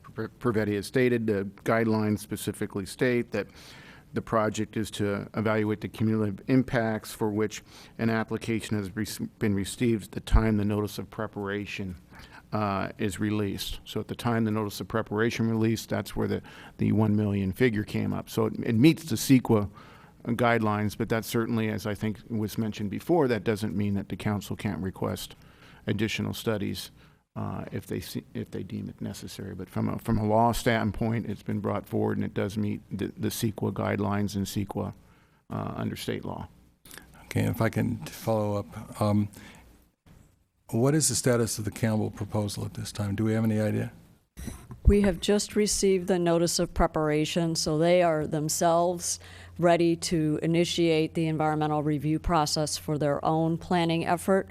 We do not know what impacts or other analysis they will find, nor can we predict what the outcome of that planning process will be and the ultimate development capacity that their city council will approve. So theoretically, they could propose an EIR with this extraordinary number of square feet of office, and it not be approved. Theoretically, yes. Okay. And they're only at the very beginning of this stage. That's and our we're talking understanding. about, again, the impacts of these 33 homes on the circulation in that particular area, which is Winchester, Knowles, and the environs. There is nothing that would indicate necessarily that their traffic study would find that everyone in that 3 million square foot would decide to leave Dell Avenue and come on to Knowles and exit onto Winchester at that point.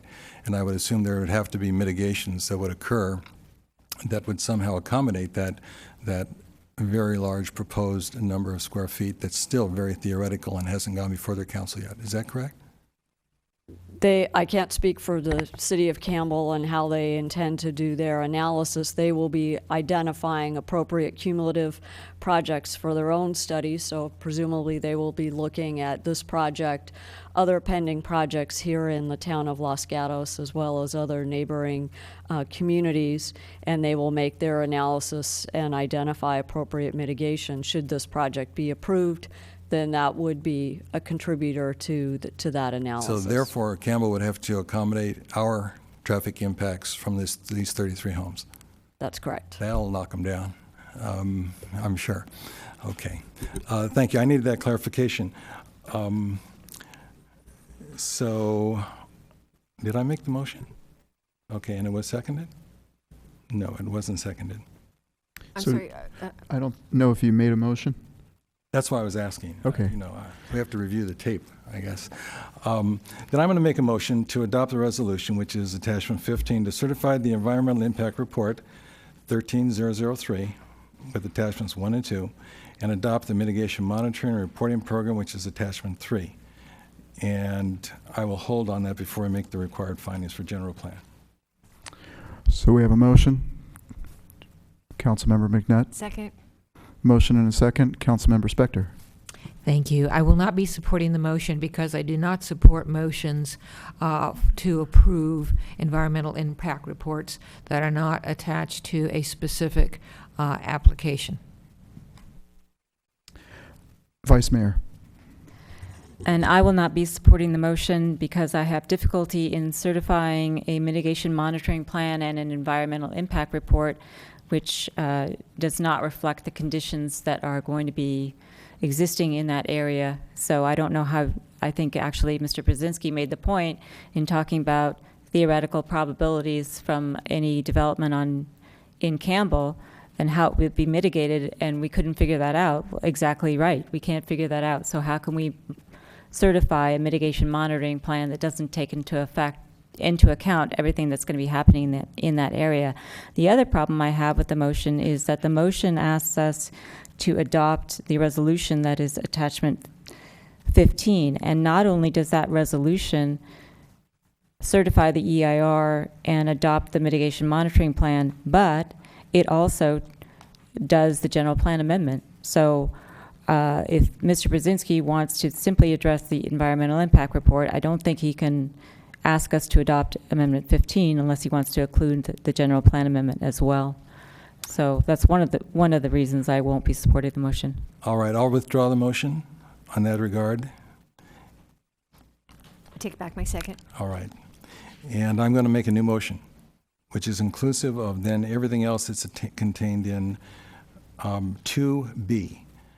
And everything through the mitigation monitoring and reporting program And then continuing, make the required findings of the general plan amendment, GP 13001, is internally consistent with the existing goals and policies of the general plan and its corresponding elements, which is attachment 12, and amend the general plan to change the land use designation from public to office professional.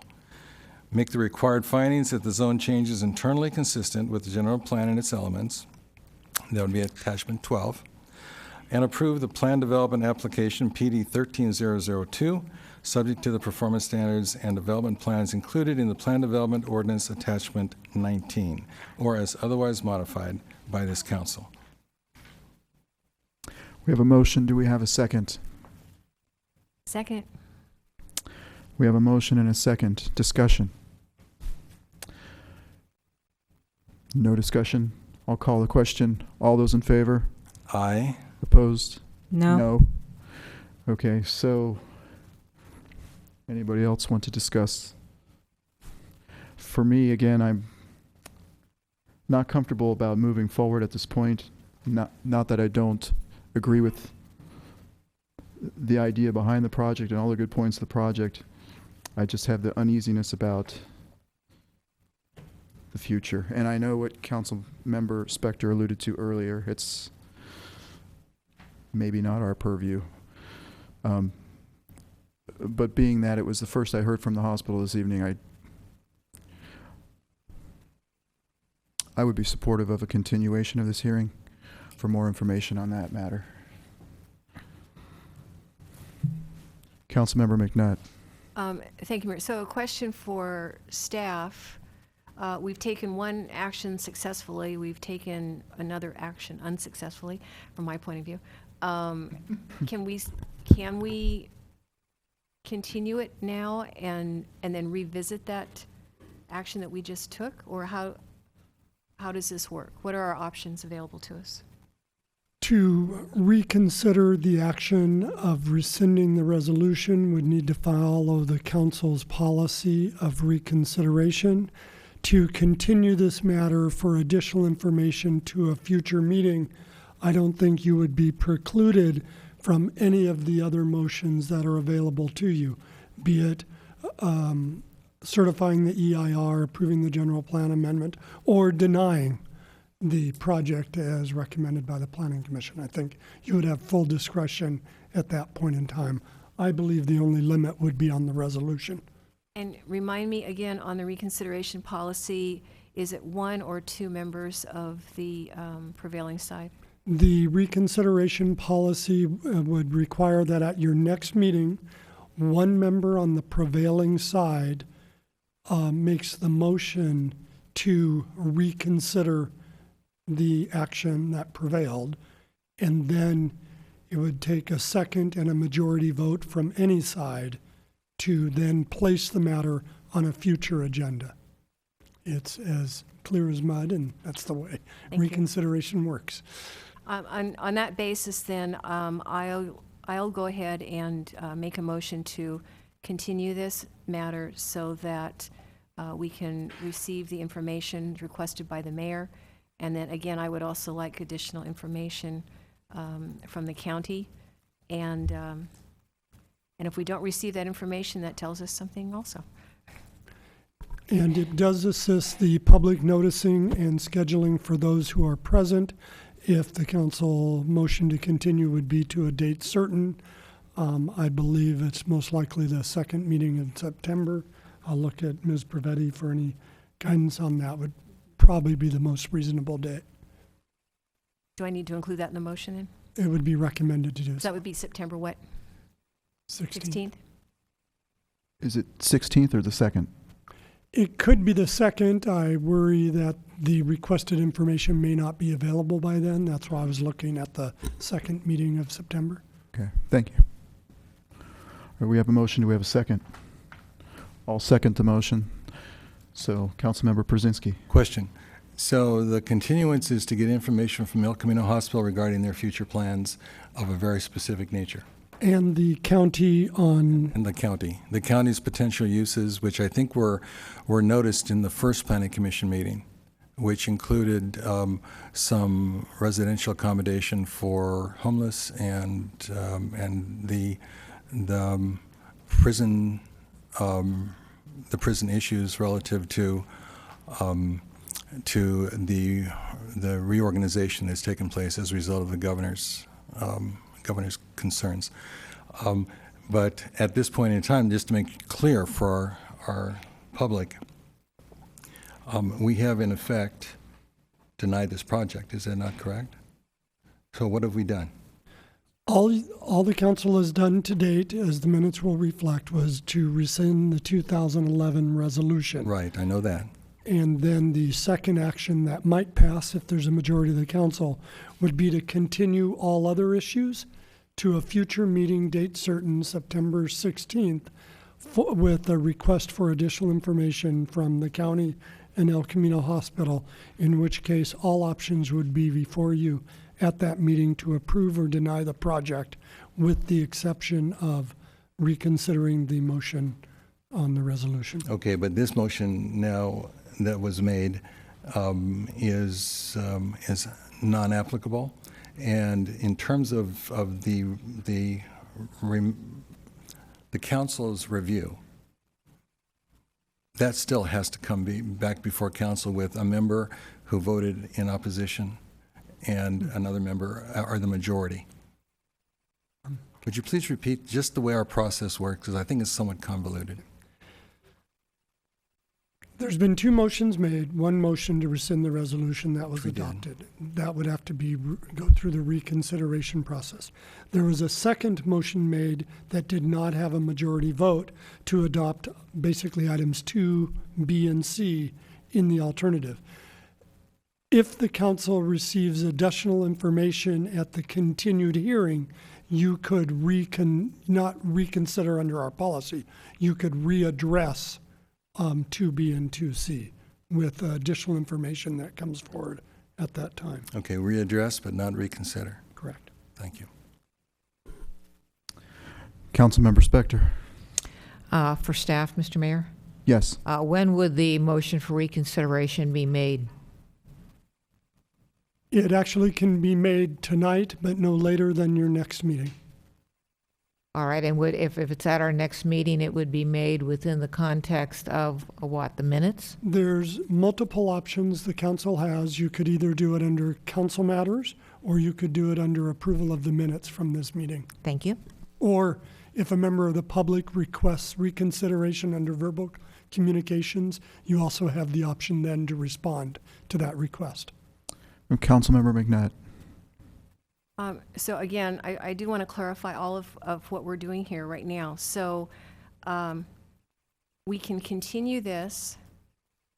We can have a motion to deny the project, and if that doesn't pass, then what? And is there a third option? I mean, what happens if you have a council that votes, we don't want it, and we don't not want it? The recommendation, obviously, from the Planning Commission was to deny the project. Alternative one is to deny the general plan amendment and the PD without certifying the EIR. Alternative two is to approve the proposed project. Alternative three is to continue the project, and alternative four is to remand the project to the Planning Commission. If there is no council majority on any of those items and the council chooses to adjourn the meeting, then there is no further action taken on the project. So just so let's just bring it down into a little bit more simple, because we've already taken we already had a motion that failed that would be the next step in moving it forward. So the only way the project can continue to move forward in any shape or form is to continue it and then to follow that process that you talked about. If we don't continue it, then the only other option available to us tonight is to have a motion to deny it. Is that correct? That's probably what the next sequence would be. Okay. So you could theoretically remand it to the Planning Commission with the additional information you've requested instead of back to you, but it all gets to the same. Okay, so then I'm happy with my motion that's currently on the table to continue it to September, whatever we said, 16th. Vice Mayor? I think my question was answered, but I was just going to ask to make sure. The only thing that we have on that we could potentially reconsider is the motion, the successful motion to rescind the resolution. Because the second motion failed, we don't have to worry about whether we're reconsidering that, correct? That's all on the table if it's continued. Okay, thanks. Further discussion? Seeing none, I'll call the question. All in favor? Aye. Aye. Opposed? No. So it carries 4-1 for the continuation. And before we move on to the next public hearing, I think we'll take a 5-minute recess.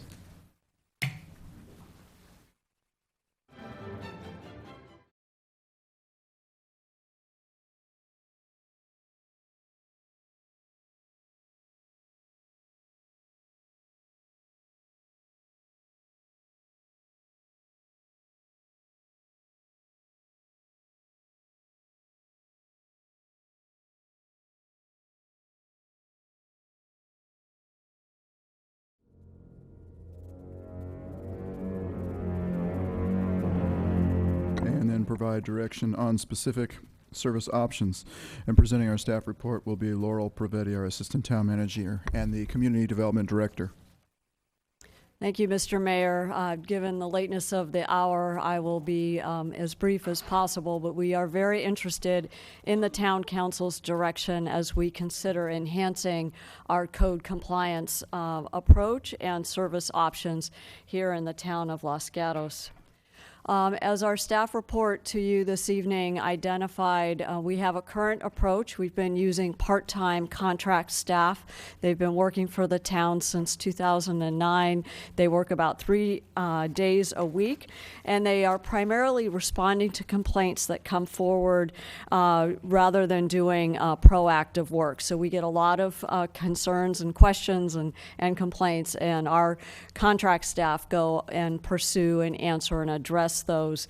We work primarily with property owners towards compliance. Oftentimes when we identify a particular issue, once the property owner is aware of the concern, then they take it upon their own initiative and they comply. Other cases are more problematic, and that's when we need to issue stop work orders. We issue fines, citations, and some actually end in the court of law for resolution in that process.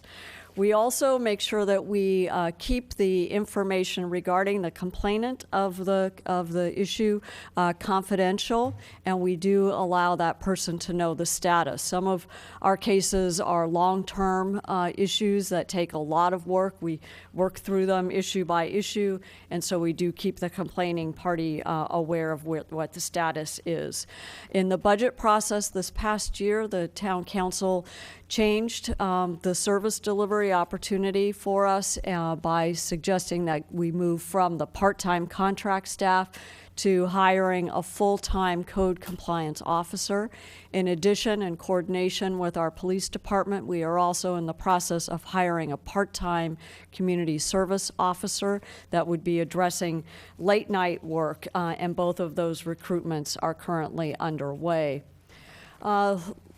In terms of the way our approach is for compliance, our highest priority cases here in the town remain health and safety. If we find that there's a building code issue or unsafe electrical, that really demands our utmost attention, and we address that immediately with a response within 24 hours.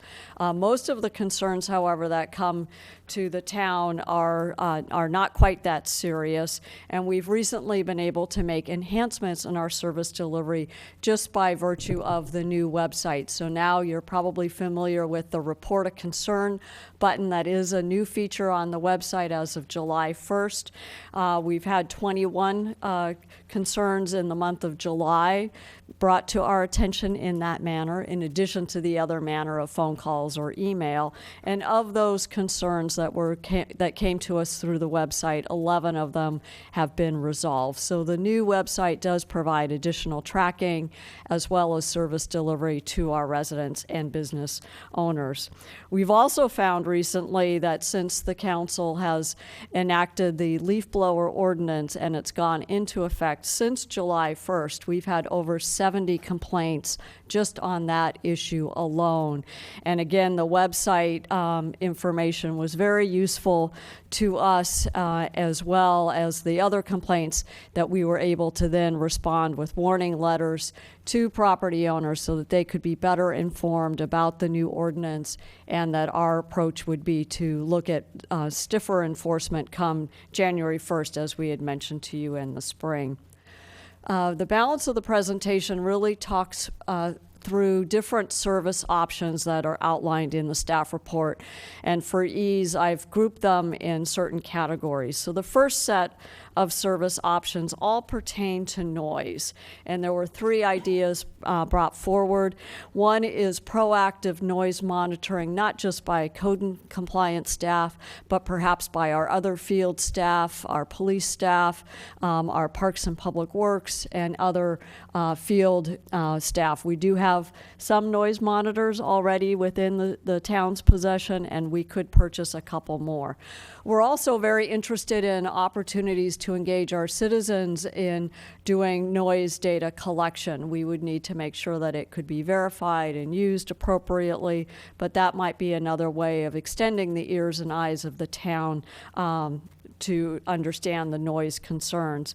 And then we're also in conversation with a downtown business to perhaps pilot noise monitoring in an actual location to see what the noise situation is, and then determine appropriate courses of action. All three of these service options can be accommodated within the budgeted resources in the current fiscal year, should you like us to pursue them in greater detail. The next set of service options pertain to our conditional use permits. We have over 250 approved conditional use permits that run with the land here in town. The vast majority of them pertain to restaurants, as well as establishments that serve alcoholic beverages. We also have CUPs for religious establishments, schools, and other activities. So one option for the council's consideration is to provide proactive enforcement. And given our limited resources, we would appreciate any focus, if this is of interest, to emphasize seating, signage, or some other parameter. I don't know if we could actually enforce every single proactive element. Or alternatively, the town council could say focus on a particular sub-area or geographic area of town where you might have particular concern, and maybe we do a rolling compliance where certain areas are targeted one year and another year we look at and focus in another area. Another approach to this notion of our conditional use permit compliance is to perhaps do annual compliance reviews. We could do a self-certification where every year every permit holder certifies with the town that they are in fact compliant with all the conditions of their permit, and then we would do a random spot check on certain types of CUPs or maybe a variety of CUPs, and then follow through as needed if we find in fact that there is not compliance. This could be very staff intensive, quite labor intensive, in addition to continuing to respond to those complaints that come to us, responding to life safety, et cetera. But given some of the discussion that the town council has had, this is something that we wanted to bring back for your consideration. The other option for you is to consider how this might be discussed in our upcoming strategic goals session as we look forward to future fiscal years, and then ultimately in the budget process for 15-16. There are also some other service options. One is coordinating with the State Department of Alcoholic Beverage Control and see if we can coordinate our enforcement actions with them, as well as continuing to broaden our coordinated response to particular cases. We've done this in the past using an interdepartmental approach with police, finance, Parks, Public Works, and others to make sure that we have kind of an all-hands-on-deck approach to deal with some very problematic cases in our community. And we believe that both of these options are also within our current budgeted resources. We are also looking at having some new performance standards, so that way we can create metrics and understand how well we're doing. We currently contact the complaining party within 3 business days. We could be more assertive and try and get back to our complainant within 2 business days. We're also looking at achieving compliance within 60 days for 95% of our cases instead of the 90% that we were able to accomplish in 2013. We're also looking at being more aggressive in terms of fines and penalties after 60 days. That's another option. And then looking at scheduling CUP compliance hearings as needed and as resources permit if we do find a lack of compliance. So there are some additional metrics that we could employ if it's of your interest. In terms of next steps, this evening we're looking forward to your direction on these service options or other items.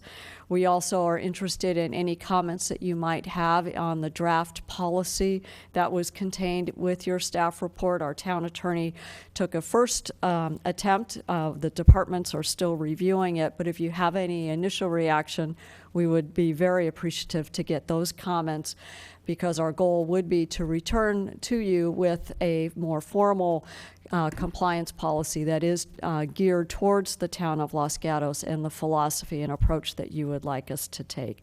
And with that, staff is available. Our town manager would like to add, and I also just want to acknowledge the rest of the team that's here to answer your comments and participate in the discussion this evening. Thank you. Thank you. And Mr. Mayor, my comment is mostly an apology to the viewing audience. I had not noticed we were using the green text instead of the black text. That makes it easier to read on TV. So, all right. Thank you. Questions of staff? Councilmember McNutt. Thank you, Mayor. I'm curious as to why so much emphasis on our options is put on noise.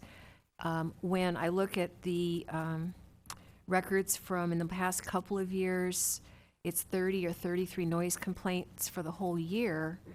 And I'm assuming that a good portion of those would be related to late night activity in downtown, which I think was the whole point, would be addressed by the part-time CSO person. So, so why so much emphasis on noise? Again, I may need a little bit of help just given my short tenure to date with the town, but it's my understanding that there have been community comments coming forward regarding noise, not just late night noise, but we also have a couple of current cases regarding early morning maintenance at certain businesses where there's noise impacts to our community. Construction noise is something that we often hear, as well as the barking dogs. And of course, now there's a lot of interest in the leaf blower ordinance and how we will be enforcing that. But again, these are choices for the town council to make. The areas that Ms. Prevetti outlined that were in the budget staff report and in this staff report really come from the multiple study sessions and council discussions where the public and the council has raised questions about, principally in 3 areas: noise, conditional use permits, and or proactive versus reactive enforcement. So staff has tried to provide alternatives in each of those areas for council consideration. Thank you. Further questions of staff? Seeing none, we'll call the speakers forward. Anyone who wishes to speak on this item, please fill out a card and hand it to the clerk. The first speaker is Lisa Rohrer.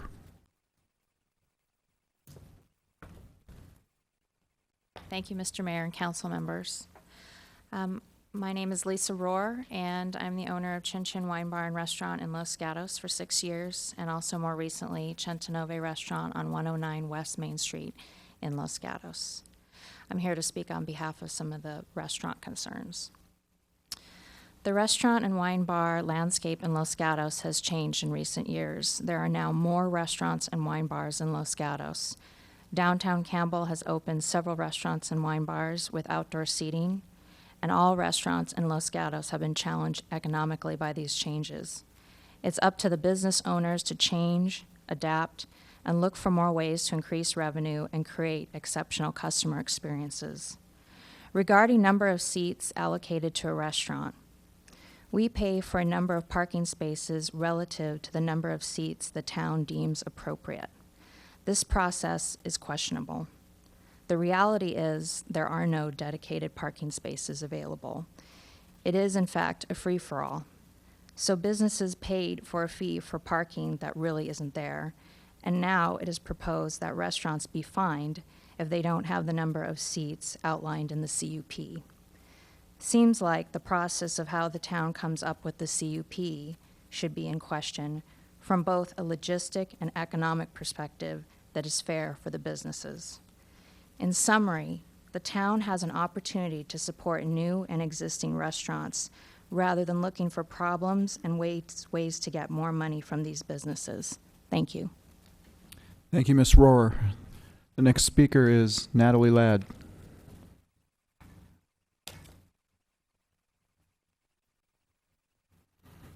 Good evening, Council. I'd like to address some noise issues that I've been experiencing lately. I live on the corner of Blossom Hill and Los Gatos Boulevard, where the old Ford dealership was. And since I've lived there in March, I'm waking up every single morning at 7:30 a.m. with a huge Starbucks truck that drives up and drops its thing that it drops and unloads every single day. Every single Thursday, they do landscaping and gardening, including gas-powered leaf blowers at as early as 6:20 a.m. And more recently, there's been 2 occasions, including yesterday morning, where they clean the parking lot at 5:45 a.m. I've spoken to the police department a couple times. They've been very nice and handled it as the best that they could, but there's some confusion because commercial spaces are allowed to do whatever maintenance they need to do during whatever time. And in residential, I'm allowed to have peace and quiet between 10 p.m. to 8 a.m. So they recommended that I put a report into the code compliance officer. There's 9 of us neighbors that actually live right across the street from that area.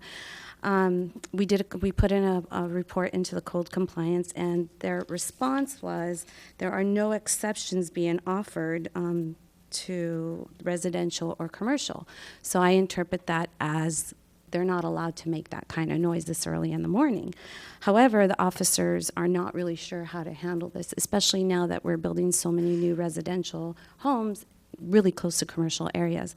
So a couple of us reached out to the business owner across the street, which happens to own the landscaping company that starts at 6:30 in the morning, which is also the property manager that's going to manage the property where I currently live. So when that commercial space goes up in a couple months, they're going to manage the same property.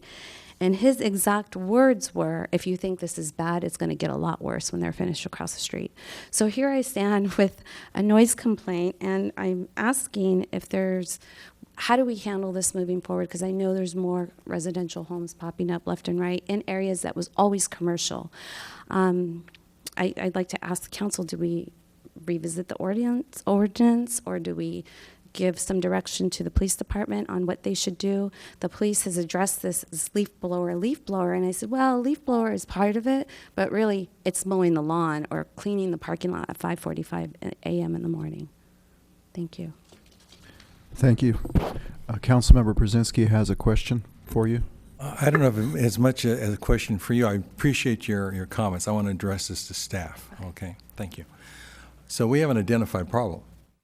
And I know when we've done previous approvals on commercial, we have designated certain hours for delivery. We've designated certain places where they could drop their materials.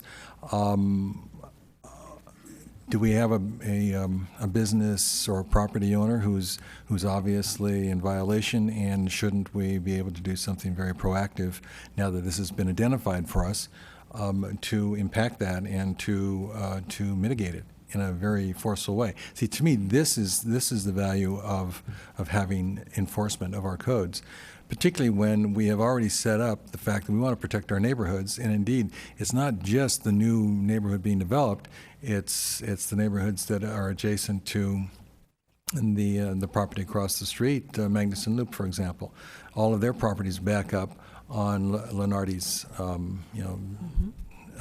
service area, and I know we have restrictions on those things. So could you address that, and then perhaps we can project a way to intervene in this particular issue since it's been identified for us? Yes, and I want to thank the speaker for coming forward with this experience, and hopefully we can get your contact information and make sure that we do follow through completely.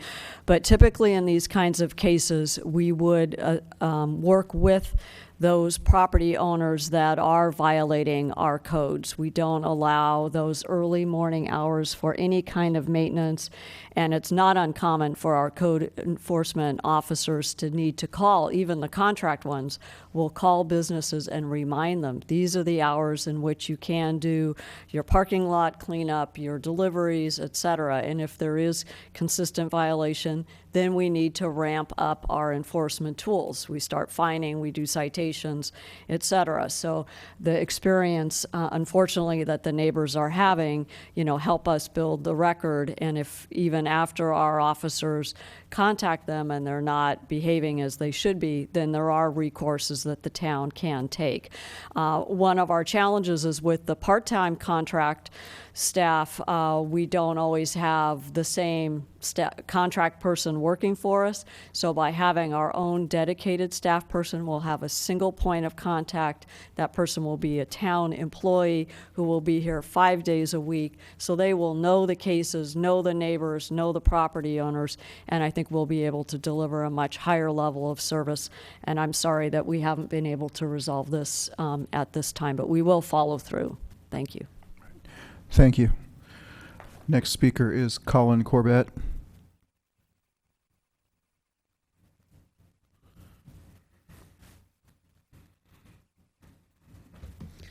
Good evening, Mayor and fellow council members. Well, I was very glad to see the website, and I was looking through a few things.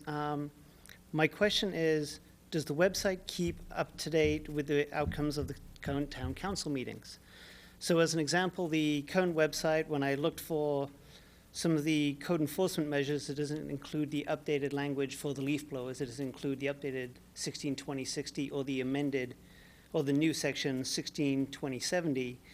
So really what I'd like to see is, as we update all the city council ordinances, that the website goes and reflects the updated language. That's my comment. Thank you. Thank you, Mr. Corbett. Next speaker is Alex Holt.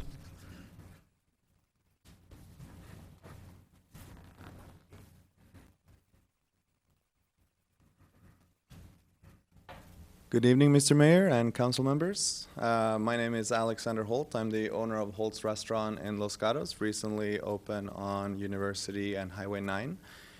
I'm not here for a noise complaint, even though it's very bad in that little intersection right there. I just wanted to express my feelings because I was hearing that we're talking about code compliance and following rules and enforcing things. And I just, lived here short of 2 years now, and I feel like Los Gatos is a beautiful place, and it's more important to look how to bring in more business and how to make Los Gatos kind of bloom again. Because I feel like the places around Los Gatos, like Campbell and other places, are kind of taking over the hotspot, where to be, where to go. I recently went to Campbell for the first time in a long time yesterday, and every single restaurant on a Monday night was packed. And I, every day, walk around in our beautiful town of Los Gatos, and it's very sporadic, very empty, and I feel like instead of talking about like nitpicking and enforcing, obviously following rules is super important and something that you guys have put in place, and it's very important that we all follow those. But I feel like it's more of a issue of like bringing in businesses, finding parking spots. Like we're talking about allocating all these resources, about making sure people are doing everything perfectly. Shouldn't the focus be on spending the money on finding parking spots, making sure that the businesses stay in business instead of going out of business, making sure that the empty buildings become not empty buildings? And I feel like that is something that should be higher priorities, so to speak. And I also think that like some of these noise complaints seem kind of silly. If you choose to live in the middle of a downtown area and some leaf blower goes off, and is that really something that we need to like focus like our attention and our valuable times in a place like this? Isn't it common sense to just go ask the person, excuse me, I'm sleeping, would you mind not doing this till 8 a.m. or whatever the appropriate hour seems to be?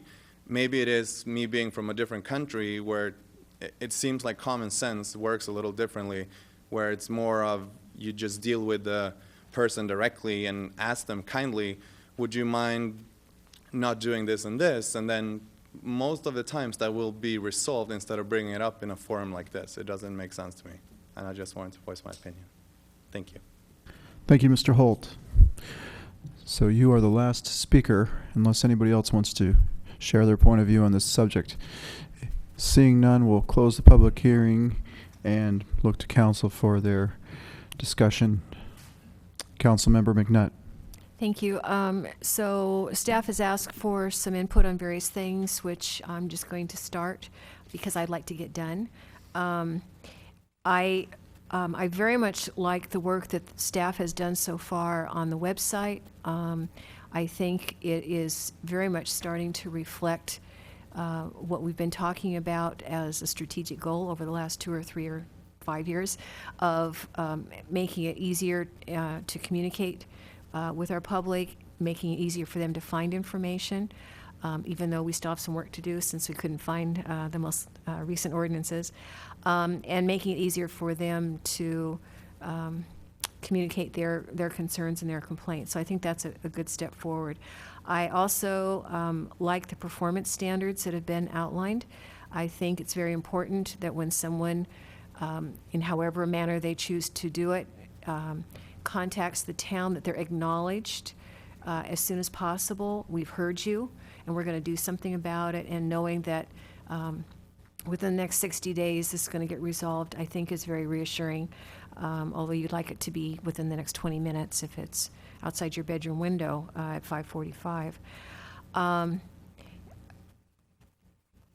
My hesitancy about providing any much more direction than that at this point is for all the reasons that Ms. Prevetti outlined. We haven't had a full-time person for a while, and I think when we do, that person needs to learn the community, really become familiar with the kind of code issues that are coming forward, and get a sense as to how they can best be resolved and what tools they need in order to be resolved.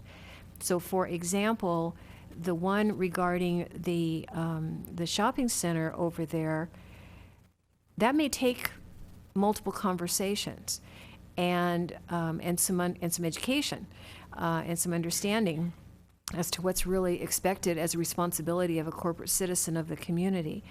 So it doesn't seem to me appropriate at this time to be talking about buying noise monitors, because how does that help that situation? It doesn't. It doesn't help her to stick a noise monitor outside her window, and I mean, that doesn't solve it at all. So I think that's getting ahead of ourselves a little bit to go into those kinds of specific actions.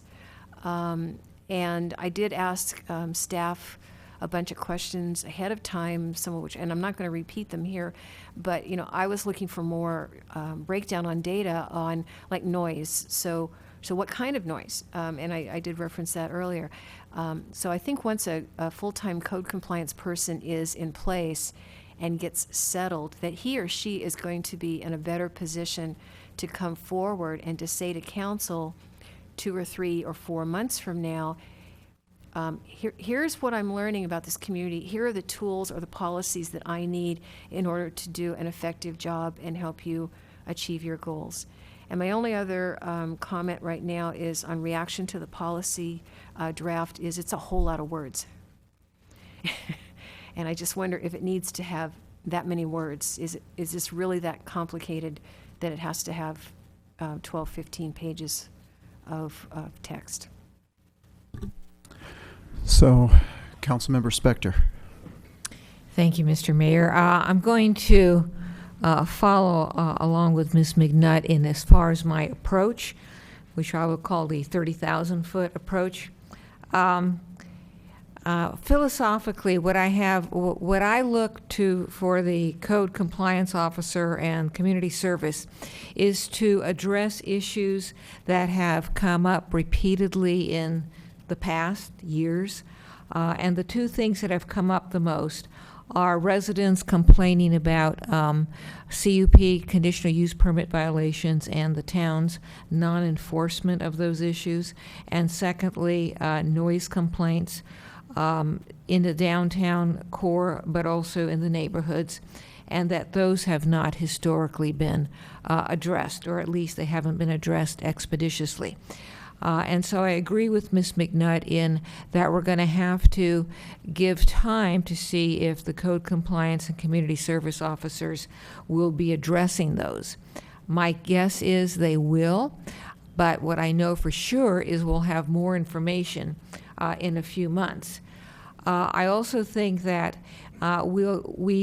it's not realistic that we could say now, this is how many noise complaints you had in the past, or this is how many CUP violations complaints that you had in the past, because I know that people got discouraged with the town's lack of responsiveness, and so they quit reporting, or at least they curtailed their reporting. With regard to noise, I thought the volunteer for pilot noise monitoring, I thought that would be a very interesting piece of input, of data. I've always thought that having our employees go around to places and hold up a noise monitor is ineffective, inefficient, not realistic, but having someone actually do a noise monitoring pilot, and what I'm anticipating that to be would be something that just captures the data, and that it's not a person having to walk around with a noise monitor. And then with regard to the conditional use permits, which again is an area which we have been criticized for not enforcing, I think again that we need to see what our new employees will do, and just have staff report back to us in, 4 months, 6 months, something like that. Oh, and I agree with Ms. McNutt. I can't give input on the proposed ordinance because it had like big letters written across the center of it. And so that was my discouragement number one. And my discouragement number two is it had too many pages with too many words. Thank you, Councilmember Spector. If the Vice Mayor will allow me, I think we'll just go from left to right, and I'll go next. I want to thank the town attorney for bringing forward the idea of the code compliance procedures manual. I think having something in writing levels the playing field for everybody. So we have a process in place so it's not subjective or discretionary or any of those things. I do agree that the words draft written across it did make it hard to read, but it's a start. I realize this is the first rendition of it. When I looked at the recommendations in the staff report, I looked at items 1, 2, 3, 7, 8, and 9 as possibilities.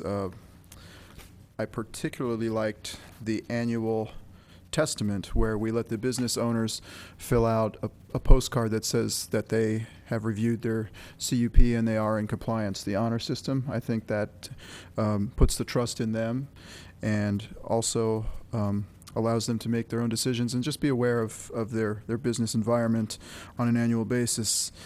Do respect the business community. I'm a supporter of the idea where we don't send people out there proactively, especially as somebody new to the job, to upset a bunch of apple carts.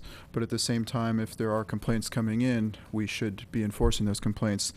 As Ms. Natalie Ladd mentioned, somebody cleaning at 5:45 in the morning or operating leaf blower 6:20 in the morning. With respect to Mr. Holt's comments, some places there is not common courtesy, or maybe so we have to enforce common courtesy, and that's the whole idea of it, of raising the quality of life for our citizens. Nobody wants to be aroused out of bed that early with that kind of noise. So with that said, we will move on to the Vice Mayor's comments. Thank you, Mr. Mayor. I have to laugh because my alarm goes up at 5:45. So there's different standards for different people. Yeah, I'll call code enforcement. Thank you very much, all of you, for sitting through to the end. I really appreciate your comments. And I'll start out by saying that thank you very much to the staff for all the work you've put into this. The concern I have is that when we started with the code compliance, we were starting with CUPs for an unnamed school in a residential neighborhood where people didn't get a response. And then it was downtown and people didn't get a response. So to my mind, the idea of doing the code compliance officer was to have somebody at the town who was responsible to actually listen to residents and then get back to them. Because the frustration was that people were not getting responded to. They could be frustrated and nothing would happen. And I think that's a burden that the town had to take on. So by doing the website, by telling people what the various standards are, by giving them somebody that they can talk to, that was sort of my goal. Not nitpicking over how many seats you have, not shutting down a business, but saying, we put the CUPs in place for a reason. We have rules, which Ms. Rohr indicated may need revisiting. Does it make sense to tie your seats to parking, which is what we used to call ghost parking?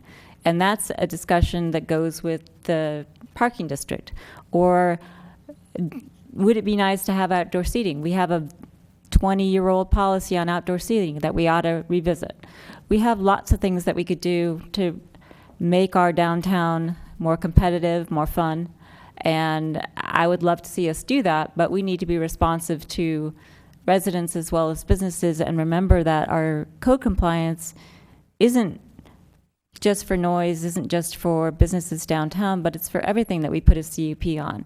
So by spending a whole lot of time on the Planning Commission and working really hard to get conditions that try to accommodate different interests, to me it's not necessarily somebody walking around and banging on the door and counting your chairs, but it's more like the town needs to pay attention to what it put in place.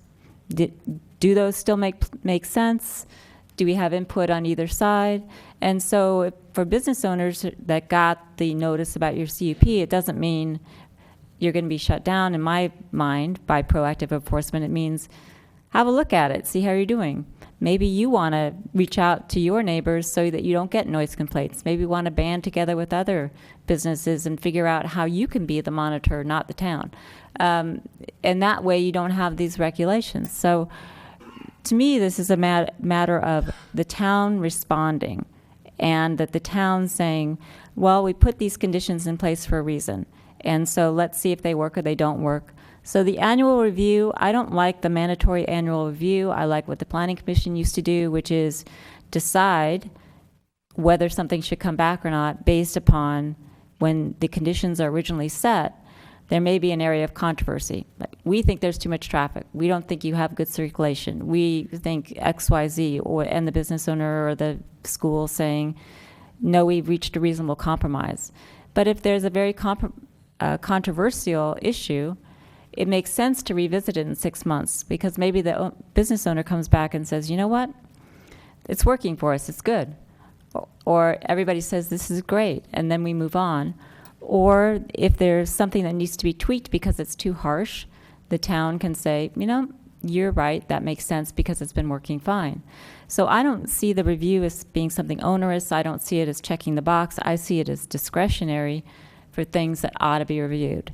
And then I also think that businesses can actually benefit, believe it or not, from conditions that are on other businesses and on rules because you don't want something that's violating everything next to you because you want all your businesses to do well. So there's an interest in making sure that everybody kind of works together, the town, the business owners, the residents, to make it work and to have an attractive downtown. And that's why we try to do this planning stuff, which I'm still in favor of. And we can do planning, and if something needs to be changed, then we need to think about it. And so for me, noise meters doesn't make sense because you're going to find out five days later somebody's going to put a meter up and it's going to be irrelevant. I appreciate the work that went into the draft compliance policy, but I have the same complaint. It's too complicated. It's too specific. When we were considering the alcohol and entertainment policy, I made a motion to change it, to not adopt all of the regulations that we had in place, to send it to ad hoc, because to me it was too specific. We had a general plan or a general policy already in place that took care of it. I think this compliance policy has the same problem as the proposed alcohol and entertainment policy. We have something in place that we can use. So to my mind, it's the website, the 2-day response, the discretionary annual review.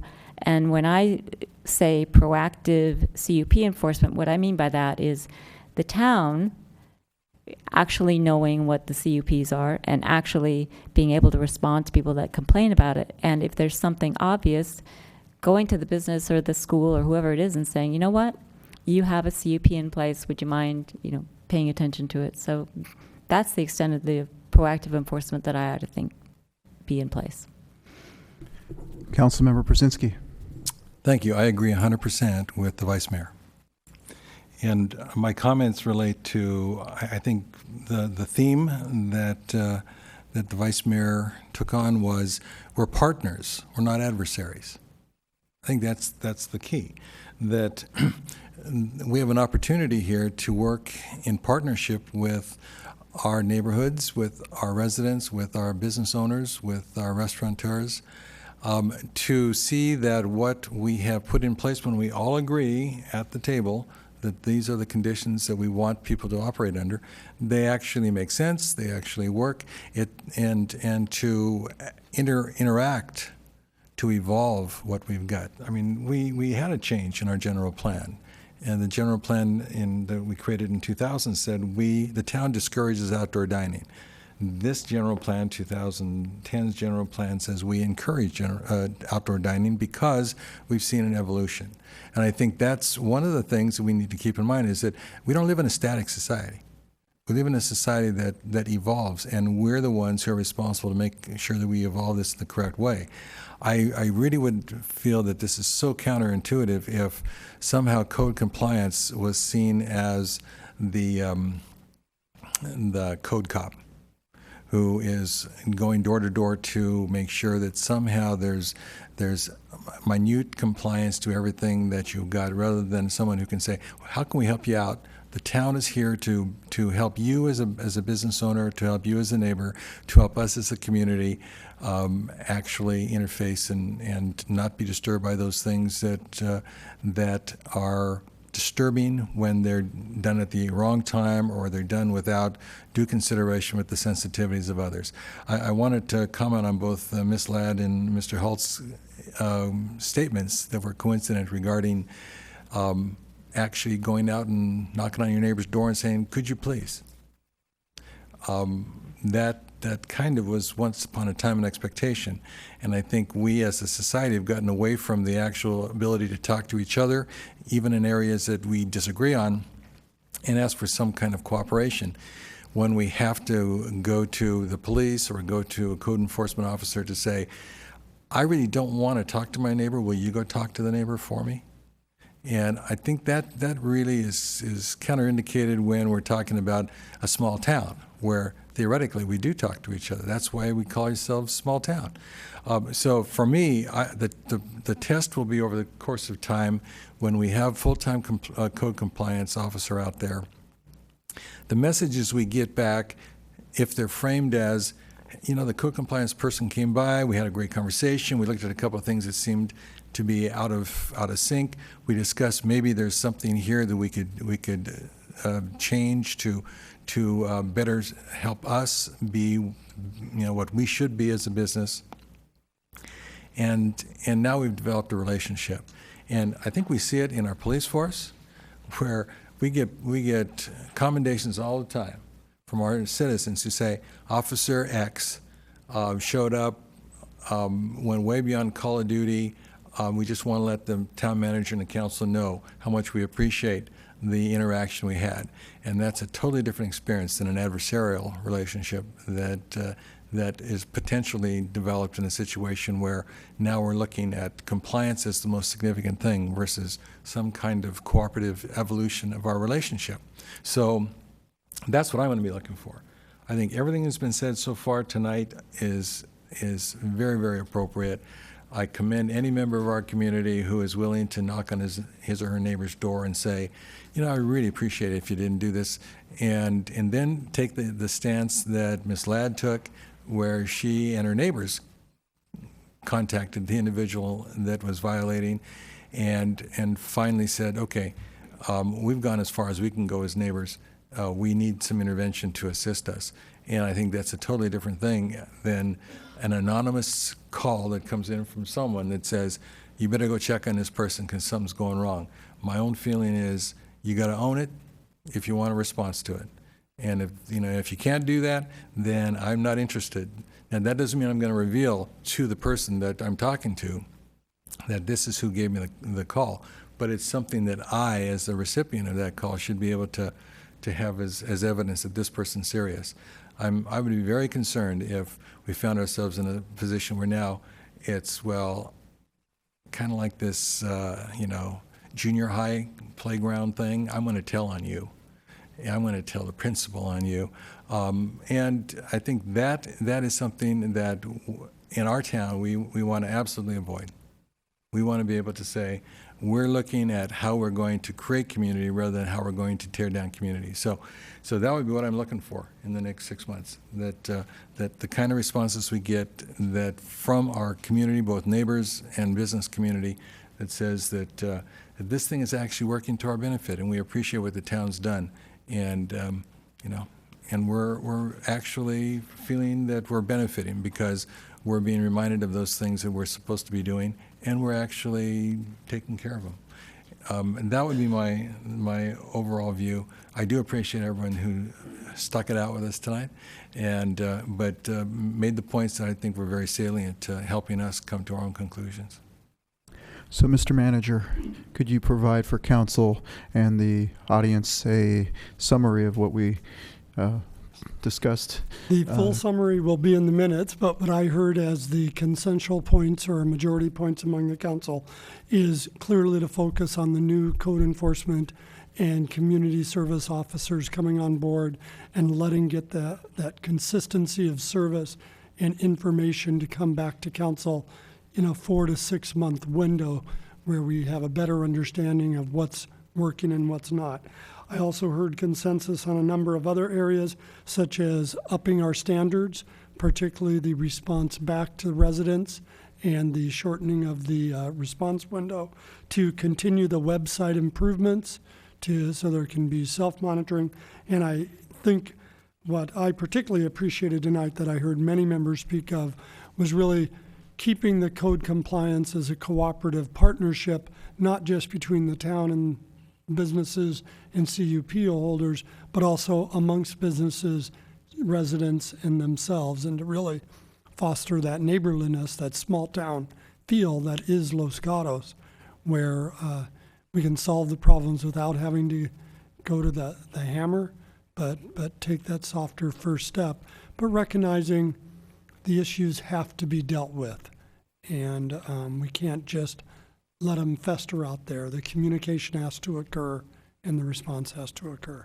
So that's what I took as the, also on the policy, clearly too long, hard to read, not a bad idea, probably not the highest priority.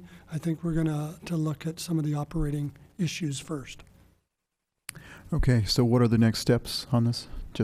Well, we've already posted the 2 positions the council approved for the full-time code compliance officer and the part-time community service officer. So we hope to get those hired as soon as possible. and I suspect we'll report back to you through the strategic goals process with kind of where we are on meeting the expectations. We will continue the semi-annual reports on the complaints that you've now received for a year, and we'll have that information coming to you. We'll also have the new online reporting that is a new tool for us. I will share with the council, in June we thought we could take on a lot more quicker, seeing the number of leaf blower complaints that have started since, that's 70 in 1 month. That's a pretty heavy workload increase, so we are focusing on those issues as well with the soft warning compliance until the January 1st strong enforcement date. So. Okay, thank you. With that, this meeting is adjourned. Thank you all for staying late this evening.